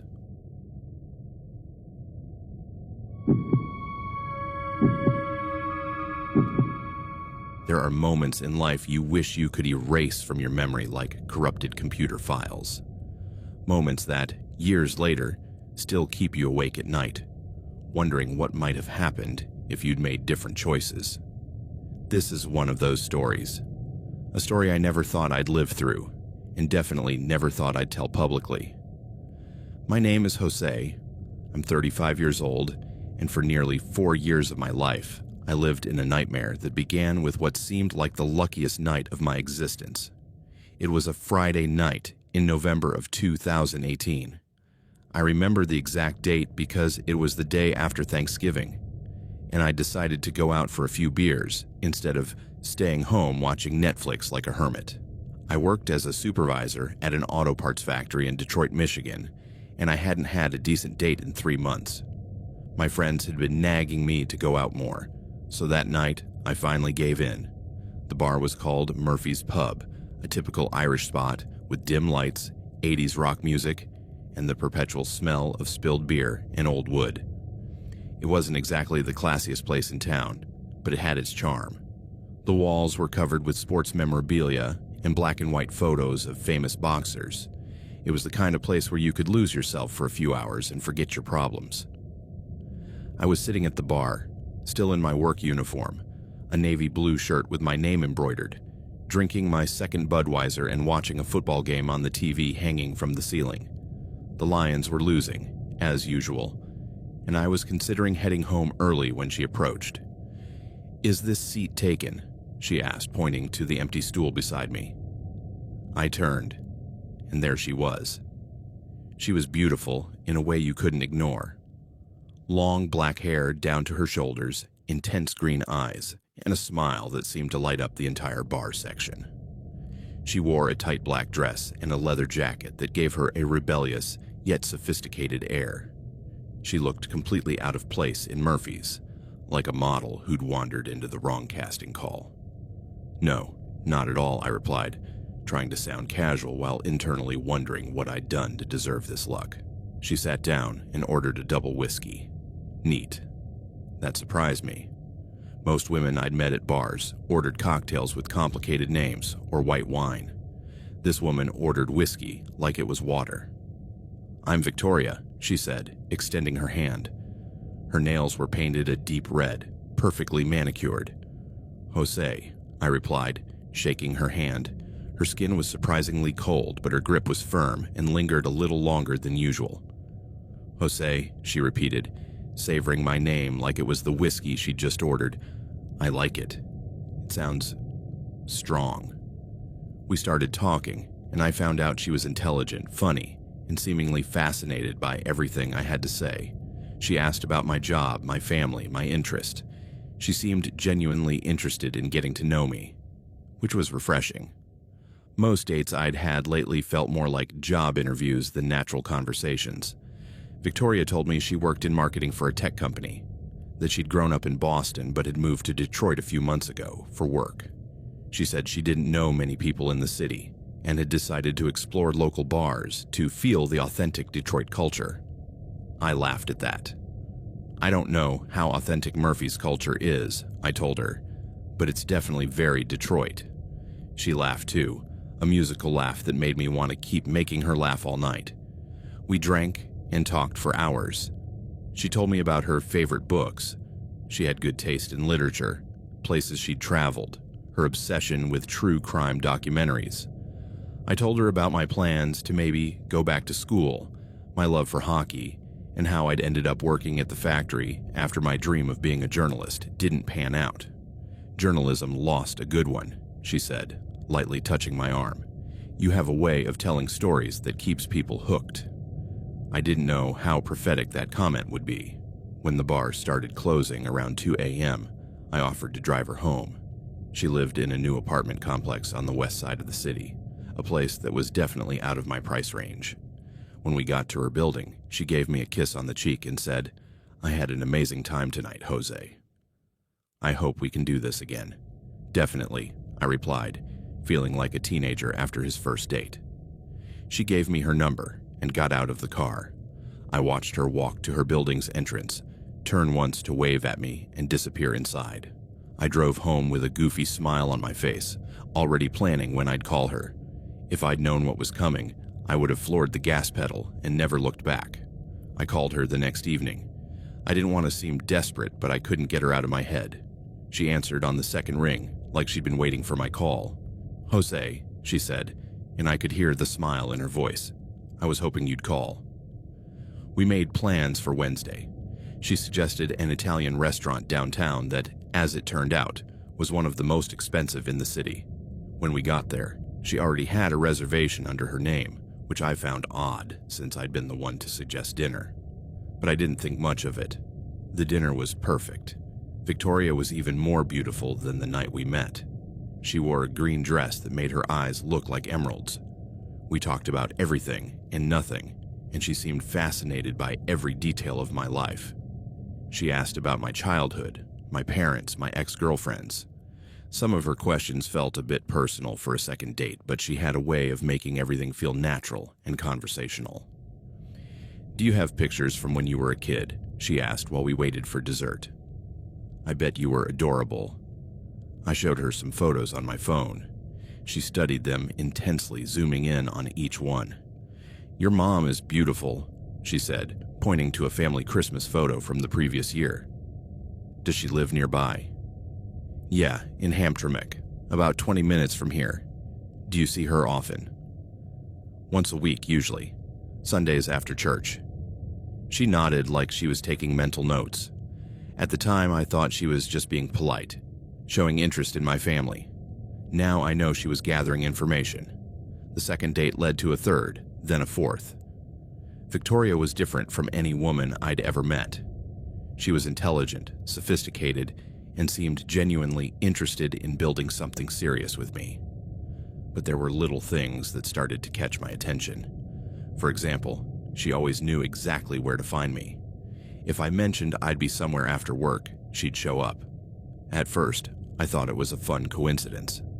"What a small world," she'd say, laughing when she appeared at the gas station, where I'd stop to fill up, or at the grocery store where I did my weekly shopping. She also had an incredible memory for details. She remembered conversations we'd had weeks earlier, word for word. She knew the names of all my coworkers, even though I'd only mentioned them in passing. She knew my schedule better than I did. "You have an impressive memory," I told her once. "Only for the things that matter," she replied, taking my hand. "And you matter, Jose." After a month of dating, we started getting more serious. She stayed at my apartment on weekends, and I occasionally stayed at hers. Her apartment was immaculate, decorated in black and white with artistic photographs on the walls. But there was something odd about those photographs. They all showed solitary people, a woman walking down an empty street, a man sitting alone at a cafe, a silhouette in a window. When I asked her about it, she said she liked the beauty of loneliness. In her closet, I noticed she had dozens of jackets and coats, all in dark tones, black, gray, brown. When I asked why so many coats, she laughed and said she liked to blend into the crowd when she walked around the city. Her refrigerator was another mystery. It was practically empty except for bottled water, some fruit, and a strange collection of supplements and vitamins. "I don't cook much," she explained when I asked. "I prefer to eat out." But the strangest thing was her phone. Victoria got calls and texts constantly, but she never answered when I was around. The phone would ring or vibrate. She'd glance at the screen and then ignore it completely. Once, I asked if it was work. "Something like that," she said, with an expression I couldn't decipher. "Nothing you need to worry about." Despite these little oddities, I was falling for her. She was passionate, intelligent, and seemed to love me with an intensity I'd never experienced before. She told me I was the most incredible man she'd ever met, that she'd been waiting her whole life for someone like me. "You're perfect for me, Jose," she'd say, curling up against my chest after we made love. "I don't know what I'd do if I lost you." "You're not going to lose me," I'd reply, kissing her hair. "I'm not going anywhere." I had no idea how literal that statement would become. Everything changed after our 6th date. We'd been going out for almost 2 months, and I'd started thinking about making things more official. Victoria had met some of my friends, and though a few of them commented that she seemed a bit intense, I chalked it up to jealousy or misunderstanding. The 6th date was at a rock concert in a small venue in Corktown. Victoria had scored front row tickets, which surprised me because the band wasn't well known, and the tickets had been sold out for weeks. When I asked how she got them, she smiled mysteriously and said she had her connections. During the concert, I noticed she wasn't paying much attention to the band. Instead, she was watching me. Not in a romantic way, but in a studious way, like she was memorizing every reaction, every expression on my face.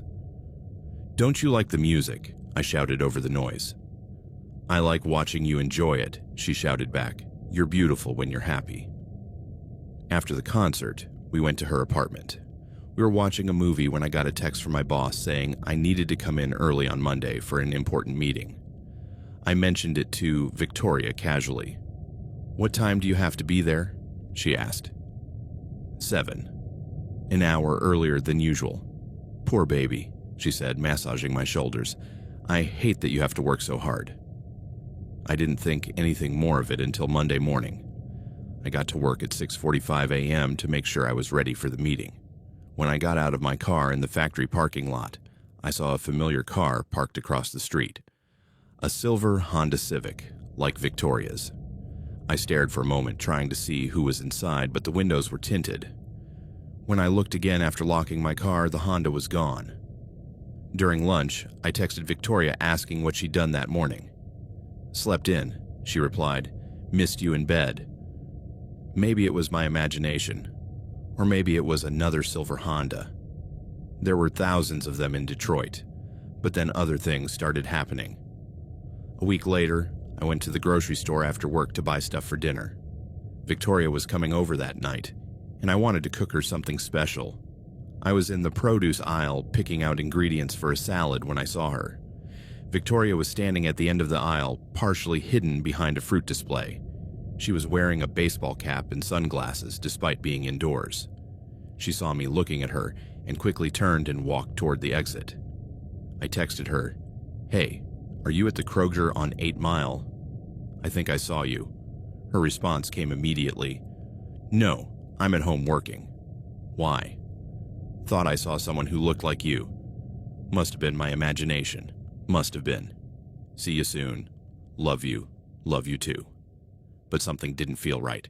The person I'd seen was definitely Victoria.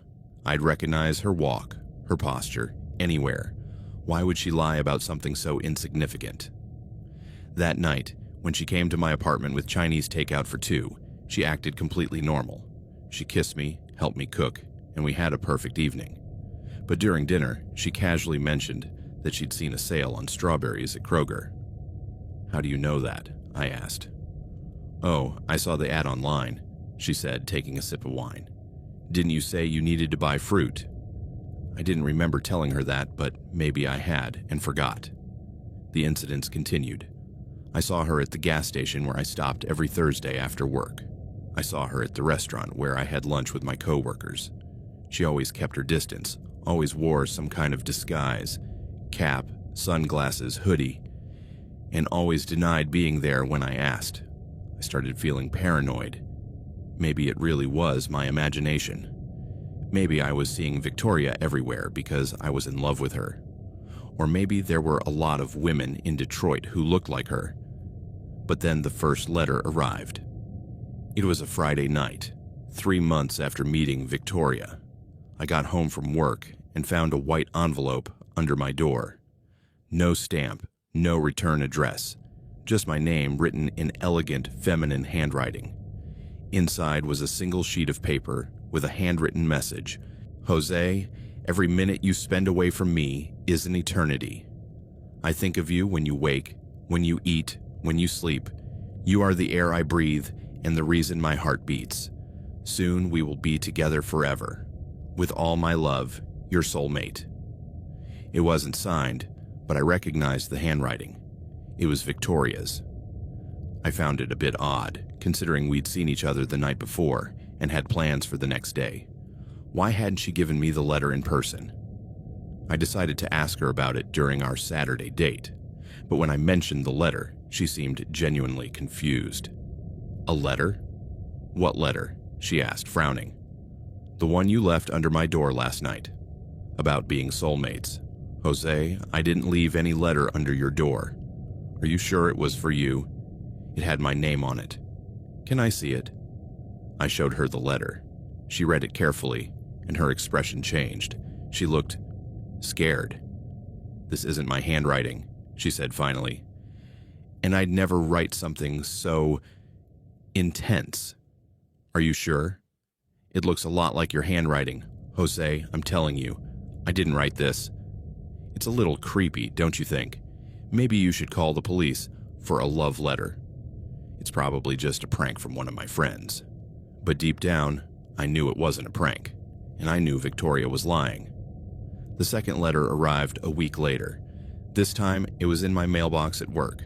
I had no idea how it got there, since access to our area was restricted and required an ID card to enter. "My dearest Jose, did you enjoy the strawberries you bought on Thursday? They look delicious, almost as delicious as you. I love watching you do everyday things. You're beautiful when you don't know someone's watching, especially when you smile at that red-headed cashier. But your most beautiful smile is for me, right? With eternal love, your guardian." This letter disturbed me deeply. Whoever wrote it knew specifically what I'd bought and when. They'd also noticed my interaction with Sarah, the cashier at the grocery store I'd had a friendly chat with about the weather. I showed the letter to my supervisor, Mike, an older man who'd worked at the factory for 20 years. "This is weird, Jose," he said, adjusting his glasses to read it better. "Any idea who might be writing this?" I have a suspicion, I replied. Can you check the security cameras to see who put this in my mailbox? Mike checked the footage from that week but found nothing. The weird thing is, the system says no one scanned their card to access this area in the last 3 days except regular employees, he told me. You sure this wasn't a coworker pulling a bad prank? I knew it wasn't any of my coworkers. They all knew me well enough to know this kind of prank wouldn't be funny. That night, I confronted Victoria about the letter. Victoria, I need you to be honest with me. Did you put that letter in my mailbox at work? Jose, what are you talking about? What letter? I showed her the second letter. This time, her reaction was different. Instead of looking confused or scared, she looked annoyed. Who the hell is writing this? She asked, and her voice had a tone I'd never heard before. It was sharp, almost aggressive. Do you have some obsessed ex-girlfriend? Not that I know of. Victoria, are you sure it wasn't you? The person who wrote this knows very specific details about my routine. Jose, do you really think I'd be stalking you with anonymous letters? What kind of person do you think I am? She stood up from the couch and started pacing my living room. Her behavior was erratic, almost manic. Someone's trying to interfere with our relationship, she continued. Someone who doesn't want us to be happy together. Probably one of those bitches from your work who has a crush on you. The word bitches caught me off guard. Victoria never used language that strong. Victoria, calm down. I'm just trying to understand what's going on. What's going on is someone's obsessed with you and we need to figure out who it is before things get out of control. But things were already out of control. I just didn't realize it yet. The letters kept coming more frequently. Every 3 or 4 days, I'd find a new one. Some appeared under my door, others in my work mailbox, and some in my car. I could never figure out how they got there. The content of the letters grew increasingly personal and intimate. The writer knew details about my life that only Victoria would know. What I'd had for breakfast, what show I'd watched on Netflix, private conversations I'd had with friends. My beloved Jose, last night I saw you through your kitchen window. You were making those cheesy scrambled eggs you love so much. Your focused expression is adorable. Did you know you move your lips when you're thinking? It's one of the many beautiful things about you that only I notice. P.S. You should close your curtains. You never know who might be watching. Forever yours, your protector. This letter terrified me. My apartment was on the 2nd floor, and the kitchen window faced an alley. To see inside, someone would have to be standing on the fire escape of the building across from me, or using binoculars from a nearby building. That night, I installed blackout curtains on all my windows. I told Victoria about this letter in particular, and her reaction was explosive. "This is unacceptable," she shouted. "Someone's spying on you. You need to call the police right now. I called yesterday. They said without evidence of a direct threat or physical harm, there's not much they can do. The letters are disturbing, but technically not threatening. Not threatening. Someone's watching you." Victoria was more upset about the letters than I was. She'd become overprotective, insisting I not go out alone at night, that I always tell her exactly where I was going and when I'd be back. She'd started staying at my apartment almost every night to protect me. "I don't want anything to happen to you," she'd say, hugging me tightly. "I couldn't live without you." But her constant presence was starting to feel suffocating. I no longer had time to be alone, to see my friends without her, to have space to breathe. When I mentioned needing a night to myself, she got hysterical. "A night to yourself? With a stalker out there? Are you crazy?" she sobbed. "What if something happens to you? What if she hurts you? I'd never forgive myself." Her tears seemed genuine, so I gave in. Victoria stayed that night, and the next, and the next. It was around this time that my friends started voicing their concerns more openly. "Dude, she's completely obsessed with you," my best friend Carlos told me during a rare moment when I managed to go out without Victoria. "It's not normal for a woman to want to spend every free second with her boyfriend." She's worried about the letters, I explained. She's scared something will happen to me. And don't you think it's weird that these letters started right after you two got serious? And that she's always there to comfort you after each one. Carlos had put into words something that had been nagging at me in the back of my mind, but I'd been too in love to admit. Are you suggesting Victoria's writing the letters? I'm suggesting you think logically about the whole situation. A beautiful woman shows up out of nowhere, gets obsessed with you instantly, and then a mysterious stalker appears who knows intimate details about your life. What are the odds? I didn't want to believe him, but the seeds of doubt had been planted. That night, when Victoria showed up at my apartment with Chinese takeout for two, I watched her more closely than usual. There was something different about her behavior. She seemed more relaxed, almost euphoric. I had the weirdest day, she told me as we set the table. I went to the post office this morning, and the clerk asked if I was Jose Martinez's girlfriend. Apparently, someone's been buying a lot of stamps lately and mentioning your name. Really? I asked, trying to keep my voice neutral. Yeah. I told her it's probably that stalker of yours. It's creepy to think she's using your full name with strangers.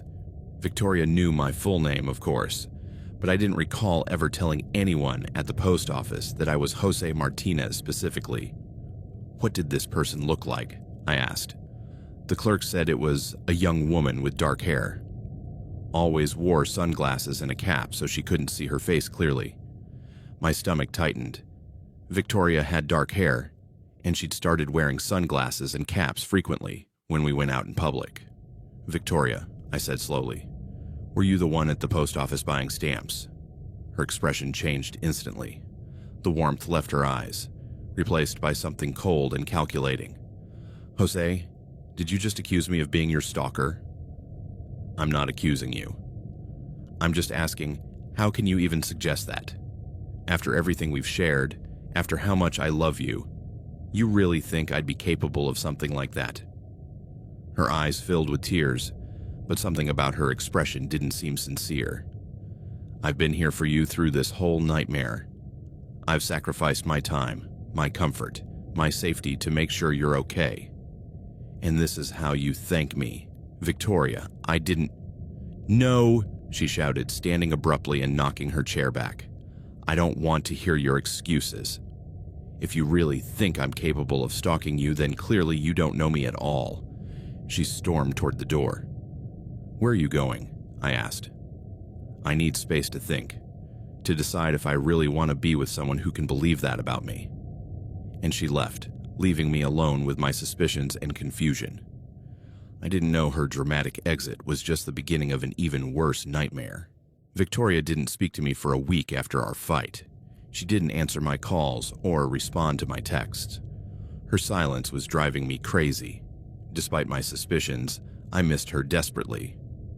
By the fourth day, with no word from her, I was considering going to her apartment to apologize.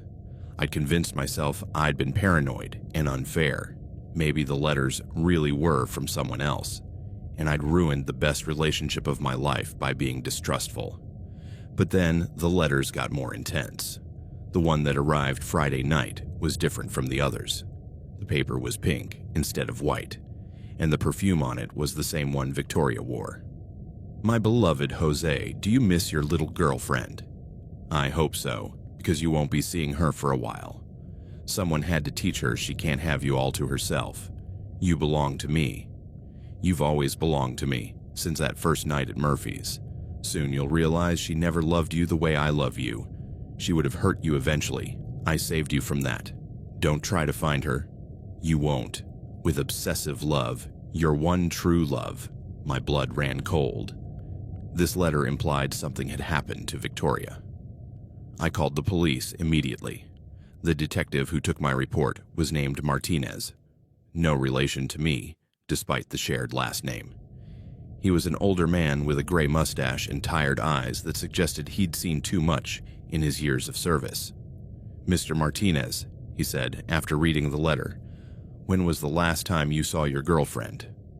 A week ago. We had a fight and she left my apartment. I haven't heard from her since. Have you had long periods without communication before? No, never. We usually talk several times a day. Have you tried contacting her family or friends? That's when I realized I didn't know any of Victoria's friends or family. In 4 months of dating, she'd never mentioned anyone specific. She never got calls from family when she was with me. She didn't have photos of friends in her apartment. Actually, I admitted feeling foolish. I don't know any of the people in her life. The detective raised an eyebrow. In 4 months of dating, you never met any of her friends or family. She said she was very private, that her family lived far away, and that she hadn't made many friends since moving to Detroit. Do you know where she worked? At a tech marketing company. But she never mentioned the specific name. Detective Martinez took notes as I spoke, but I could see the skepticism in his expression. Mr. Martinez, I'm going to be frank with you. We've seen cases like this before. Usually, the mysterious stalker and the missing girlfriend are the same person. It's a common pattern in romantic stalking cases. Are you saying Victoria's stalking herself? I'm saying it's possible your girlfriend has been writing these letters from the start, and now that you've broken up, she's escalating to keep your attention. But this letter talks about Victoria in the third person. Why would she do that? To create the illusion that there are two different people involved. It's a complex psychological mechanism, but it's not uncommon. I didn't want to believe him, but the more we talked, the more it made sense. What do you recommend I do? I asked. Document everything. Keep all the letters. Don't respond to any communication from her. And if she shows up at your home or workplace, call us immediately. I left the police station feeling more confused than ever. Was it possible the woman I'd fallen for was really a manipulative stalker? Or was there a genuinely dangerous person out there who'd done something terrible to Victoria? The answer came that same night. I got home from work Monday evening and found my apartment door slightly ajar. I knew immediately something was wrong. I always locked the door. It was an obsessive habit I developed since the letter started. I entered cautiously, my phone in hand, ready to call 911. The living room looked normal, but there was a strange smell in the air. It was Victoria's perfume, but stronger than usual, like someone had sprayed an entire bottle. Hello, I called. Is anyone here? No response, but I heard a soft noise coming from my bedroom. Slow, deliberate footsteps. I walked down the hallway, my heart pounding so hard I was sure it could be heard. My bedroom door was closed. I usually left it open. I put my hand on the knob and turned it slowly. Victoria was standing in front of my dresser, holding one of my work shirts. She had it pressed to her face, inhaling deeply. Victoria, I said, my voice coming out more like a whisper. What are you doing here? She turned slowly. Her appearance shocked me. She'd lost weight, her hair was disheveled, and she had deep dark circles under her eyes. But the most disturbing thing was her eyes. They had a wild intensity I'd never seen before. Jose, she said, and her voice sounded different. Higher, almost childlike. You're finally home. How did you get into my apartment? I have a key, she said, holding up a gold key. I had it made months ago. I hoped you wouldn't mind. Victoria, this isn't okay. You can't come into my apartment without permission. But this is my home too, she said, with genuine confusion in her voice. I spend more time here than in my own apartment. I thought we were like a family now. She stepped toward me, and I instinctively took a step back. Why are you pulling away from me? She asked, her eyes filling with tears. Don't you love me anymore? Victoria, we need to talk. About the letters, about everything that's been going on. Her expression changed instantly. The tears vanished, replaced by a smile that didn't reach her eyes. What letters? She asked, but her tone had shifted completely. Now it was playful, almost flirtatious. The letters you've been writing. I know it's you. Jose, what are you talking about? I never. She started to deny it, then stopped. Her smile widened. Oh, those letters. Yes, those letters. Did you like them? She asked, tilting her head like a curious bird. I worked really hard on them, especially the handwriting. I practiced for hours to make it look different from my normal writing. My stomach sank. Why, Victoria? Why would you do this? Because you needed a reason to stay with me, she said, as if it were the most obvious thing in the world. Men get bored easily. You started asking questions about my life, about why you didn't know my friends. I could see you were starting to pull away. That's not true. I loved you. You loved me when you thought I was perfect. When you thought I was your dream girlfriend who showed up by chance in a bar. But when you started seeing who I really was, when you started asking questions, she shrugged. The stalker gave you a reason to need me. It made you vulnerable. It made you dependent on me for protection and comfort. Victoria, that's sick. It's love, she said simply. It's true love. The kind of love that makes you do anything to be with the person you love. No, that's not love. That's obsession. Her expression darkened. Don't tell me what love is, she said, her voice turning harsh. You have no idea what it's like to love someone so much it hurts. So much you can't breathe when they're not around. So much you'd do anything, absolutely anything, to keep them in your life. Anything? Like breaking into my apartment? Like stalking me with letters? Like lying to me for months? Like learning everything about you so I could love you better, she retorted. Like following you to make sure you were safe. Like protecting you from all the people who might hurt you. Following me. For how long have you been following me?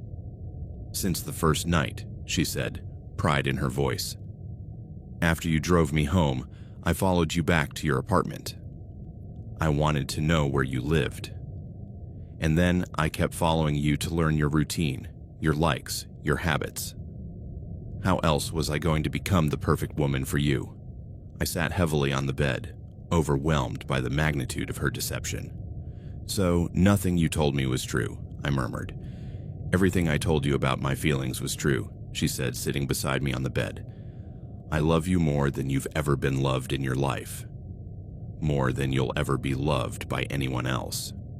But you lied about everything else. Your job, your family, where you're from. The details are irrelevant. The only thing that matters is that we're meant to be together. Victoria, this has to stop. We can't have a relationship based on lies and stalking.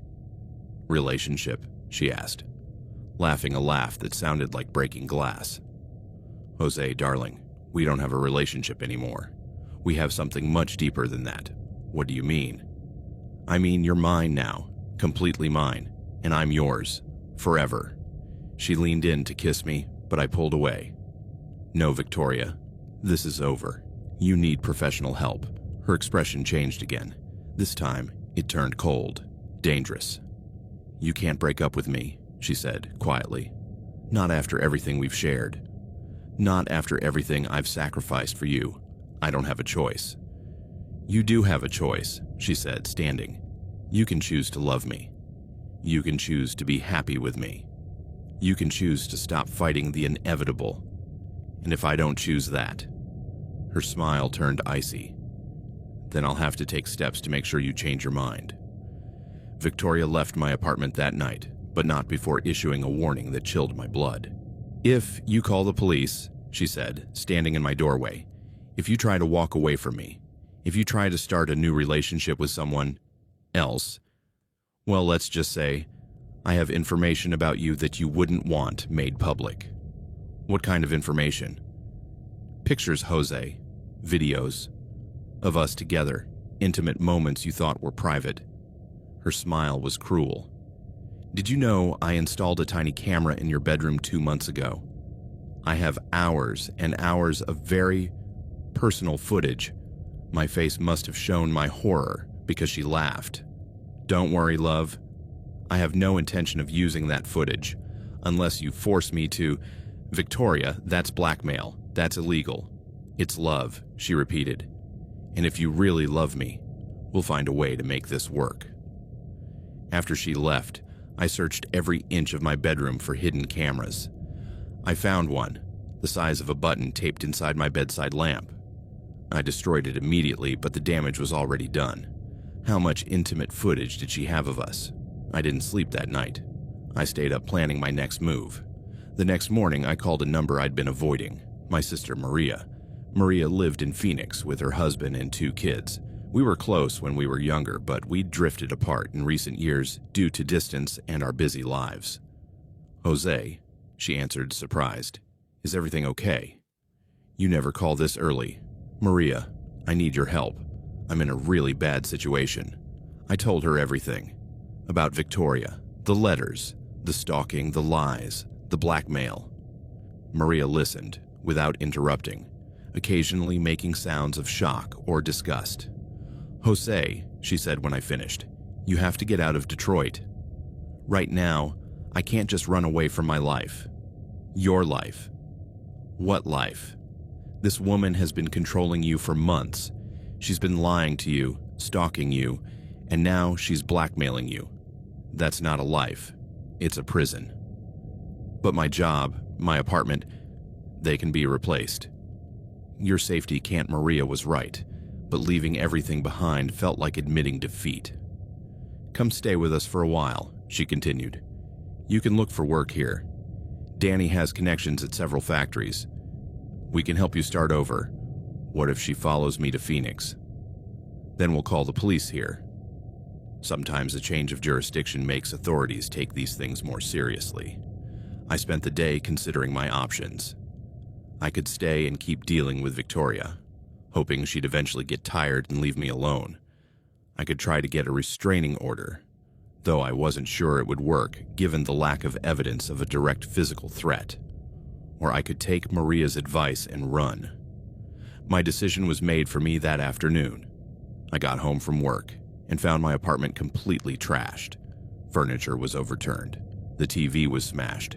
My family photos were shattered on the floor. On my bedroom wall, written in what looked like red lipstick, was a message: "If I can't have you, no one can." I called 911 immediately. When the police arrived, I recognized one of the officers. It was Detective Martinez, who I'd spoken to about the letters. "Mr. Martinez," he said, looking around the trashed apartment. "Looks like your situation has escalated. It was Victoria. It had to be her. Was there forced entry?" We checked the door. No signs of forced entry. "She has a key," I explained. "She told me yesterday." "You gave your ex-girlfriend a key?" "No. She had a copy made without my knowledge." Detective Martinez took pictures of the damage and the message on the wall. "This changes things," he said. "This is destruction of property and possibly criminal harassment. Do you have a safe place to stay tonight?" "Yes. I'm going to my sister's in Arizona." "Good idea. I'm going to issue a warrant for Victoria, but I'll need her full information." That's when I realized I didn't have enough information about Victoria for an effective warrant.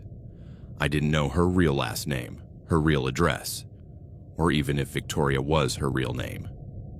"Detective," I admitted, embarrassed. "I don't know much about her. I never saw her ID, never met her family. I'm not even sure Victoria is her real name." The detective looked at me with a mix of pity and frustration. "Mr. Martinez, you were in a relationship with this woman for 4 months without knowing her last name? I know it sounds stupid now, but she always avoided talking about personal details. She said she was a very private person. Do you have any pictures of her?" I checked my phone. Surprisingly, I didn't have any photos of Victoria alone. All the pictures we'd taken together had been taken by her, and apparently she'd never sent them to me. "I don't have any," I admitted.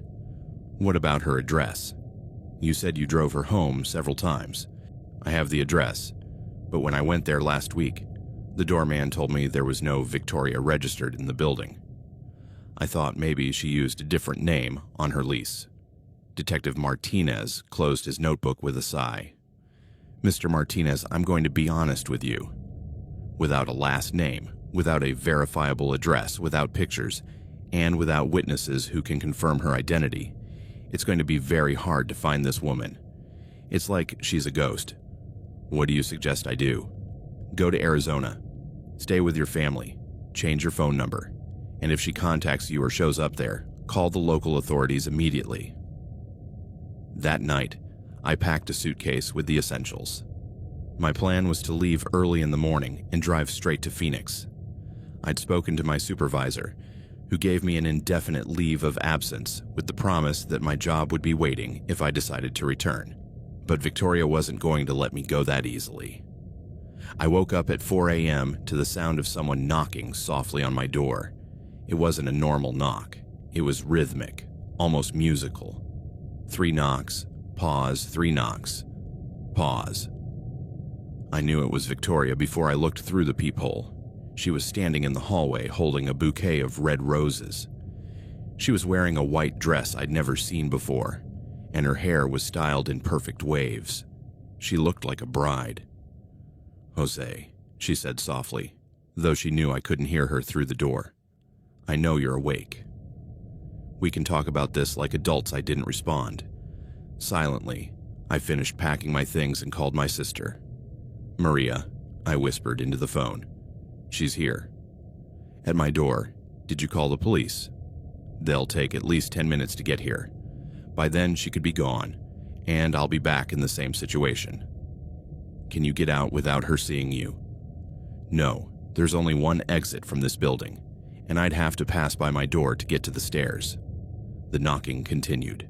3, pause, 3, pause. "Jose, my love," Victoria continued, "I know you're planning to leave. I saw your car packed, but you can't run from what we have. You can't run from love. Is there a fire escape?" Maria asked. "Yeah, in my bedroom. It leads to the back alley. Use it. Get to your car through the alley and get out of the city. Don't stop until you get here."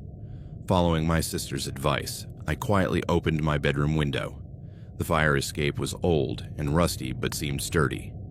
I lowered my bags first, letting them drop gently into the alley, then climbed down myself. I walked carefully through the alley to the street where I'd parked my car.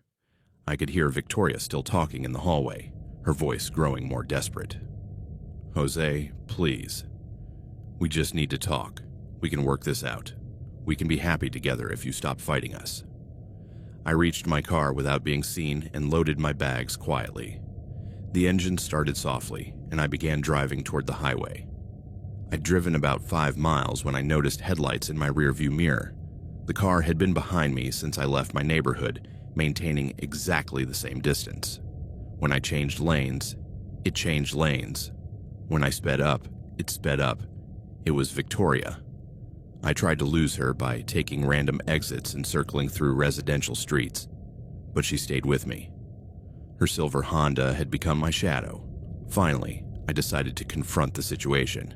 I pulled into the parking lot of a 24-hour Walmart. It was well lit with plenty of security cameras, so I felt relatively safe. Victoria parked a few spaces away and got out of her car. She was no longer wearing the white dress. Now she had on jeans and a hoodie, like she'd changed quickly to follow me. "Jose," she said, walking toward me. "Did you really think you could run from me?" "Victoria, this has to stop. You can't keep doing this." "Doing what?" "Loving you, caring about you, wanting to be with you." "This isn't love. This is stalking. Stop using that word," she shouted, and several late-night shoppers turned to look at us. She noticed the attention and lowered her voice. "It's love, Jose. It's the kind of love they write songs and movies about. It's real love. Real love doesn't involve lies, manipulation, and blackmail. I did those things because I was afraid of losing you. Because I knew if you saw who I really was, you'd leave. And who are you really, Victoria? Because honestly, I have no idea anymore." Her expression softened, and for a moment, I saw a flicker of genuine vulnerability. "My name is Sarah," she said. "Sarah Williams. I'm 28 years old, not 25 like I told you. I grew up in Grand Rapids, not Boston. And I don't work in marketing. What do you do?" "I clean offices. At night. That's why I could follow you during the day without anyone noticing my absence." It all started to make more sense. That's why she always had free time during the day. That's why she never talked about coworkers or office projects. Why did you lie about all that? Because I wanted to be someone worthy of you. I wanted to be the sophisticated, successful woman I thought you'd want. I thought if you fell in love with Victoria, it wouldn't matter that she wasn't real. But it does matter, Sarah. It matters because our entire relationship was based on lies. The love was real, she shouted again, tears streaming down her face. My feelings for you are the only real thing in this whole situation. Everything else might be lies, but that's true. I can't be with someone who doesn't trust me enough to be honest. I can change. I can be honest from now on. We can start over. It's too late for that. No, she said, shaking her head violently. It's not too late. It's never too late when two people love each other. I don't love you, I said, and the words came out harsher than I'd meant. I can't love someone who's done what you've done. It was like I'd physically struck her. She staggered back, her face contorting in pain and shock. No. Don't say that, she whispered. You can't say that. Not after everything we've shared. What we shared was based on a lie. It wasn't real. It was real to me, she screamed. Every moment, every kiss, every night we spent together was real to me. I'm sorry, Sarah. But this is over. Really over. I turned to get back in my car, but she grabbed my arm. If you leave, she said, her voice low and dangerous, if you walk away from me, you'll regret it. I promise you'll regret it. Is that a threat? It's a promise. I pulled free from her grip and got into my car. As I drove away, I saw her in my rearview mirror, standing alone in the parking lot, watching me disappear into the night. I thought it was over. I thought I'd finally escaped. I had no idea the worst was still to come. The first few months in Phoenix were the most peaceful I'd had in almost a year. Maria and Danny welcomed me with open arms, and their two kids, Sophia and Miguel, 8 and 6 years old respectively, helped distract me from my problems with their constant games and mischief. Danny kept his promise to help me find work. Through his connections, I got a job at an aerospace components factory. It didn't pay as much as my old job, but it was enough to rent a small apartment and start rebuilding my life. For the first few weeks, I jumped every time my phone rang. Every silver Honda I saw on the road made my heart race. Every dark-haired woman in the grocery store made me do a double take. But Sarah didn't show up. There were no letters, no phone calls, no signs she'd figured out where I was. Gradually, I started to relax. You did the right thing, Maria told me one night over dinner. Getting out of that situation was the smartest decision you could have made. I just hope it's really over, I replied. It's been 3 months with no contact. She probably moved on. Do you really believe that? Maria considered the question carefully. Honestly, I don't know. What you described doesn't sound like the behavior of someone who gives up easily. But maybe she realized she couldn't follow you here and decided to find another victim. The idea of Sarah stalking another innocent man bothered me, but it also relieved me to think I was no longer her target. I started dating casually. Nothing serious, just dates with women I met through work or Danny's friends. I was cautious, maybe too cautious.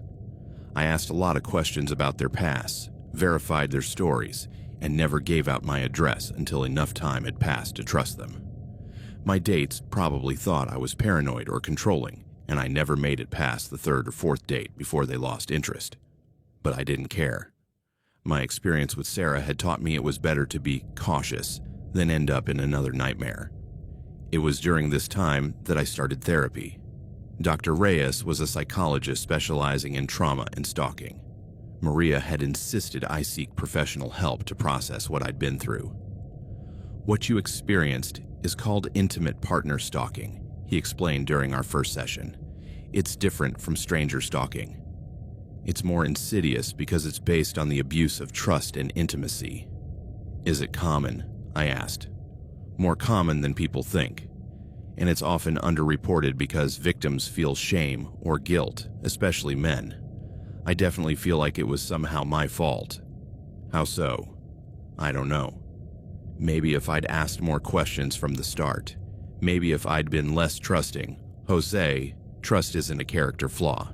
Your willingness to trust someone who said they loved you doesn't make you responsible for their abusive behavior. The therapy sessions helped me understand that what I'd experienced wasn't normal or acceptable. They also helped me process the guilt and shame I felt for being fooled for so long. Psychological abuse is gradual, Dr. Reyes explained. It starts with small boundary violations that get normalized over time. By the time you realize something's wrong, you're so entangled in the dynamic that it's hard to see the situation clearly. After 6 months in Phoenix, I felt like a new person. I'd made new friends, was sleeping better, and had started considering the possibility of a serious relationship with a woman named Lisa I met in a cooking class. Lisa was everything Sarah hadn't been. Honest, straightforward, and completely transparent about her life. She'd introduced me to her family and friends from the start. She had childhood photos, verifiable stories about her past, and a real job with real coworkers I could meet. "You're a little intense with the questions," she told me one night after I asked about her ex-boyfriend for the 3rd time. "Is everything okay?" I told her about Sarah. Not all the details, but enough for her to understand my caution. "Wow," she said when I finished. "I can't imagine what it must have been like to live with that constant uncertainty." It was awful. But it also taught me a lot about the red flags to look for. Like what? Someone who doesn't want to talk about their past. Someone who shows up places they shouldn't be. Someone who knows details about your life you don't remember sharing. Lisa nodded thoughtfully. "It's sad that such a terrible experience made you so distrustful of women." "Not all women," I said, taking her hand. "Just the ones who give me reasons to distrust." "For what it's worth," she said, squeezing my hand, "I'm the most honest person you'll ever meet." For the first time in years, I felt hopeful about the future. I thought I'd left Sarah in the past, where she belonged, but the past has a way of catching up when you least expect it. I'd been living in Phoenix for almost a year when I got the first sign that Sarah had found me. It was something small, something that could easily have been a coincidence. Lisa and I were having dinner at a Mexican restaurant near my apartment when I noticed a woman sitting alone at a table across the room. She was wearing a large hat and sunglasses, despite it being nighttime and indoors. Something about her posture felt familiar. "You okay?" Lisa asked, noticing I'd gotten distracted. "Yeah," I said, turning back to her. "Just thought I saw someone I knew." When I looked back at the table, the woman was gone. It was probably my imagination. Phoenix had over 1.5 million people. The odds of Sarah finding me were slim, but then other small things started happening. I found a pink flower on my windshield after work. It could have been a prank from someone or something that fell from a tree. But roses don't grow naturally in the Arizona desert. I got a missed call from a Michigan number I didn't recognize. When I tried to call back, I was told the number had been disconnected. I saw the same silver Honda in my neighborhood on 3 different occasions. Again, it could have been a coincidence. There were thousands of silver Hondas in Phoenix, but the coincidences started piling up. Lisa noticed my growing anxiety. "You've been really on edge lately," she told me one night. "Is it work?" "Not exactly," I admitted. "I think my ex might have found me."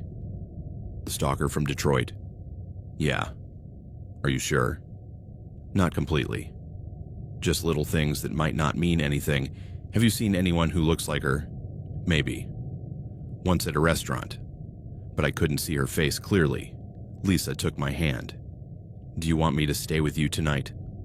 Just so you're not alone?" That night, Lisa stayed at my apartment. We were watching a movie when we heard a noise outside my window. It sounded like someone walking on the gravel in the yard. "Did you hear that?" I whispered. "Yeah," Lisa replied, turning down the TV volume. We waited in silence, but we didn't hear anything else. "Probably a cat," Lisa said, but I could see the worry in her eyes.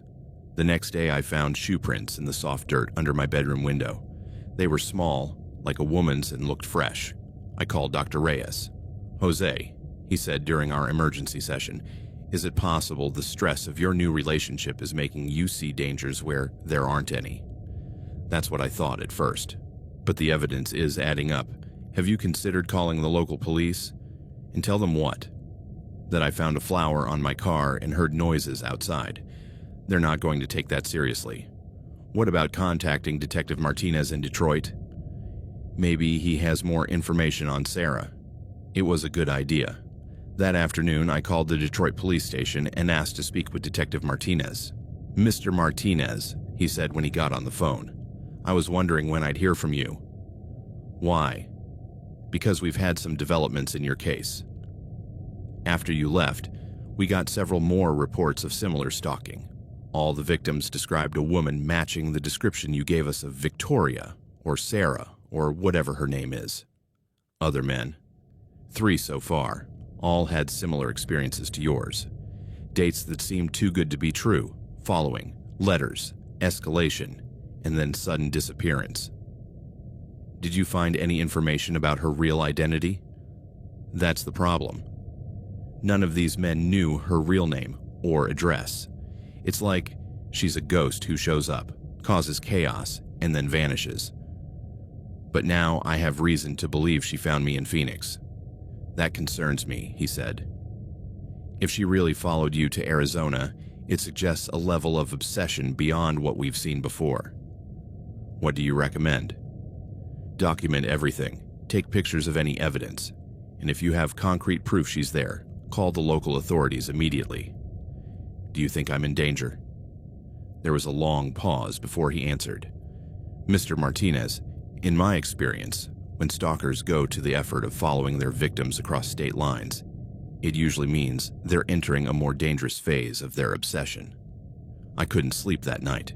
Every noise, every shadow, every movement outside made me jump.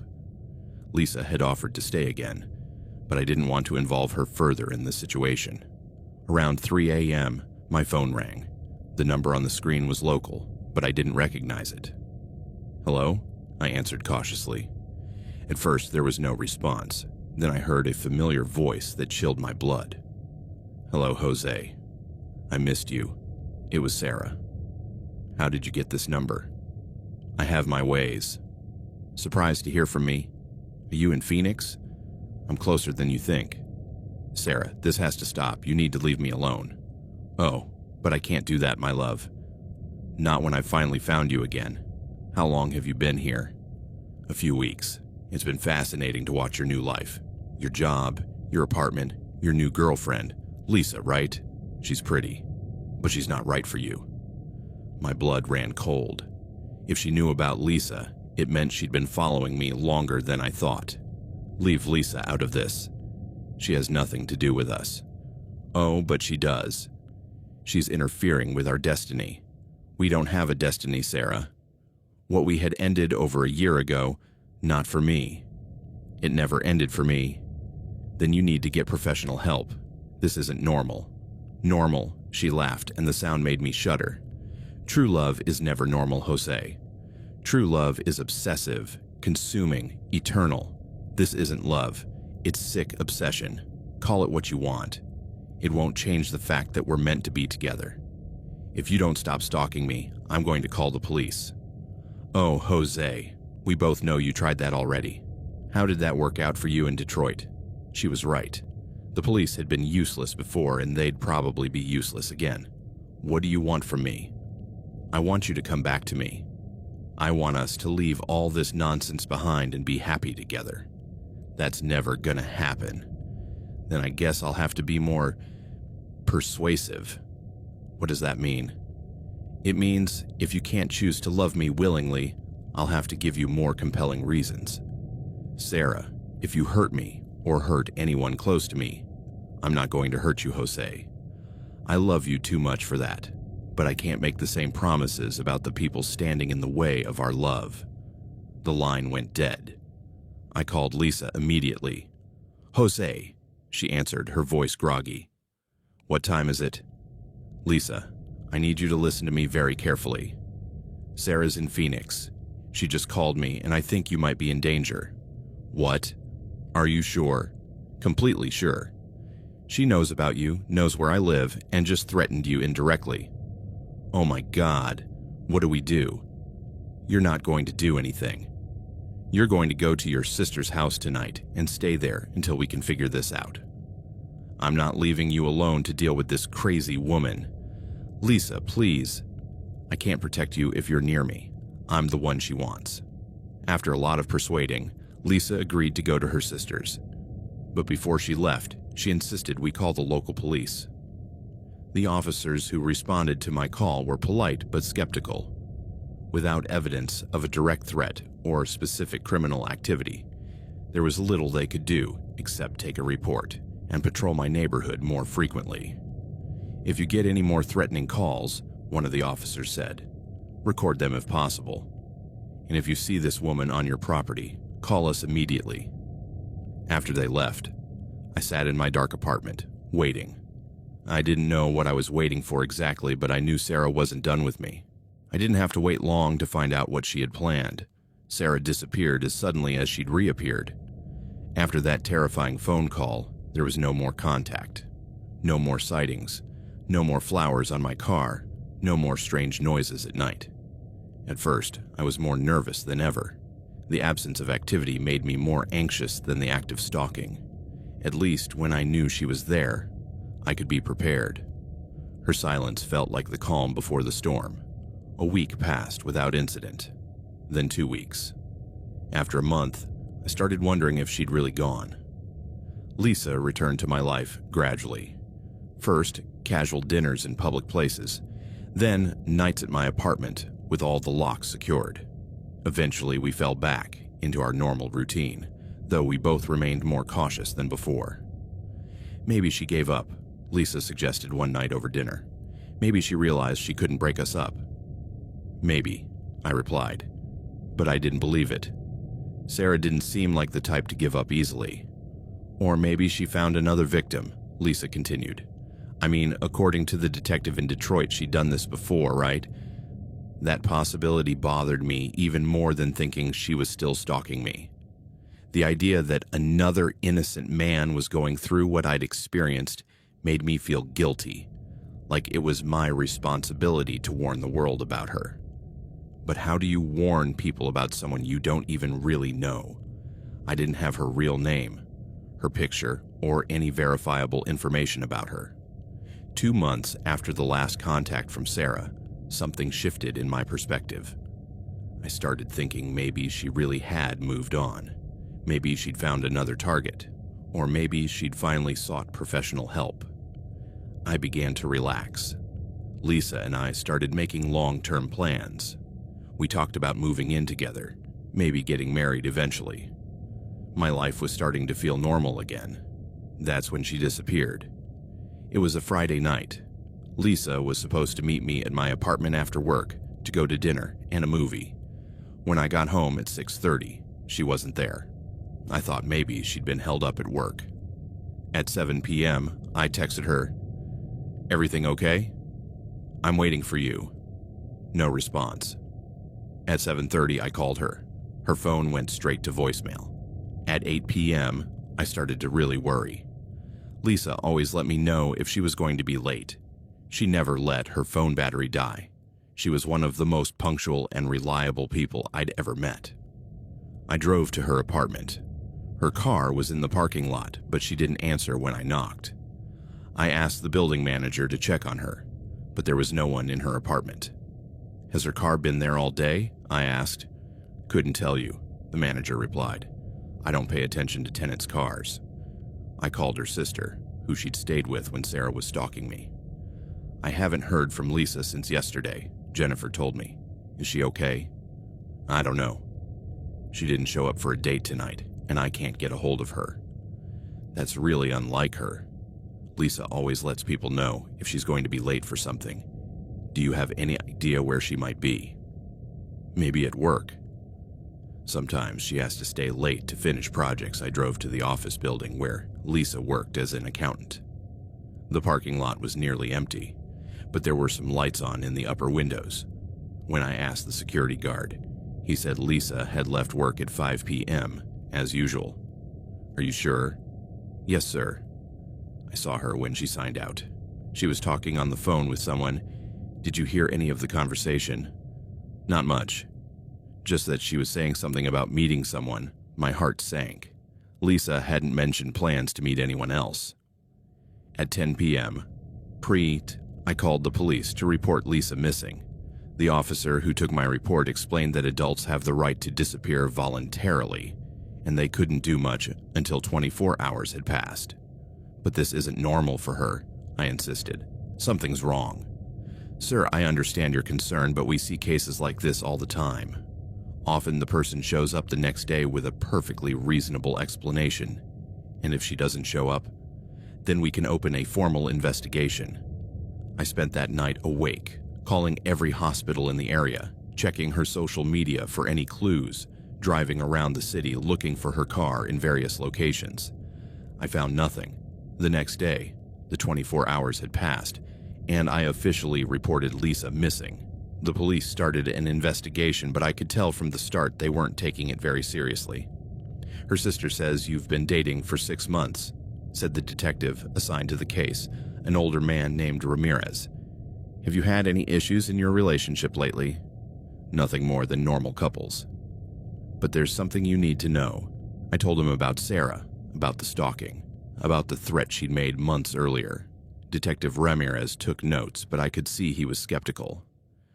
So you think your ex-girlfriend stalker kidnapped your current girlfriend? I know it sounds crazy, but she specifically threatened Lisa. She said people interfering with our destiny might be in danger. Do you have any evidence that this Sarah is involved in Miss Rodriguez's disappearance? No direct evidence, but the coincidences are too many. Mr. Martinez, I'm going to look into all possibilities, including the connection to your ex-girlfriend. But I also need to consider other explanations, like what? Accident, random crime, or the possibility that Miss Rodriguez chose to leave voluntarily. Lisa wouldn't leave without saying anything. She's not that kind of person. Sir, I've been doing this for 20 years. We never really know what kind of person someone is until they disappear. But I knew Lisa hadn't disappeared voluntarily. In my heart, I knew Sarah was involved. The question was, what had she done to her? It's been 2 years since Lisa disappeared. 2 years without answers, without clues, without any sign of what happened to her. The police investigation went cold after a few months, when they couldn't find evidence of a crime. Her case remains open, but I know they're no longer actively looking. Her family never directly blamed me, but I could see the question in their eyes. If I hadn't been in Lisa's life, would she still be alive? I don't have an answer to that question, and it eats me alive every day. Sarah disappeared completely too. No more letters, no more calls, no more sightings. Detective Martinez in Detroit keeps me updated on her case, but she hasn't resurfaced in Michigan either. It's like she vanished from the face of the earth, taking Lisa with her. Sometimes I wake up at night thinking it was all a nightmare, that Sarah never existed, that Lisa is safe somewhere, that my life went back to normal. But then reality sets in, and I remember that a woman I loved disappeared without a trace, and it's probably my fault. I moved away from Phoenix. I couldn't stay in the city where I'd lost Lisa. Now I live in a small town in Oregon, where I work at a local lumber mill and live alone in a cabin in the woods. I don't date. I don't trust anyone enough to let them get close. Dr. Reyes says I'm living in isolation out of fear, and he's probably right. But he also says it's understandable after what I went through. He says maybe one day I'll be able to trust again, to love again, to live a normal life. But I don't think that's possible, because even though Sarah disappeared, she never really left. She lives in every shadow I see, in every phone that rings, in every dark-haired woman who passes by on the street. She lives in the constant fear that one day she'll return to finish what she started. And on dark, quiet nights, when the wind blows through the trees and makes the wood of my cabin creak, sometimes I swear I can hear her voice whispering my name. Jose, she says, though I know it's just my imagination. Jose, you can't run forever. And maybe she's right. Maybe I can't run forever. But I can try. I can keep living each day carefully, cautiously, with my eyes always looking over my shoulder. Because even though I miss her, though in my weakest moments deep in the night, part of me misses the intensity of her obsessive love, I know that if Sarah came back into my life, it wouldn't just be my safety at risk. It would be the safety of anyone I ever came to love. And I can't live with that responsibility again. So I live alone. I work alone. I exist on the margins of life, always vigilant, always waiting for the day I might finally stop looking over my shoulder, or the day she returns to finish our story once and for all. Only time will tell which it'll be.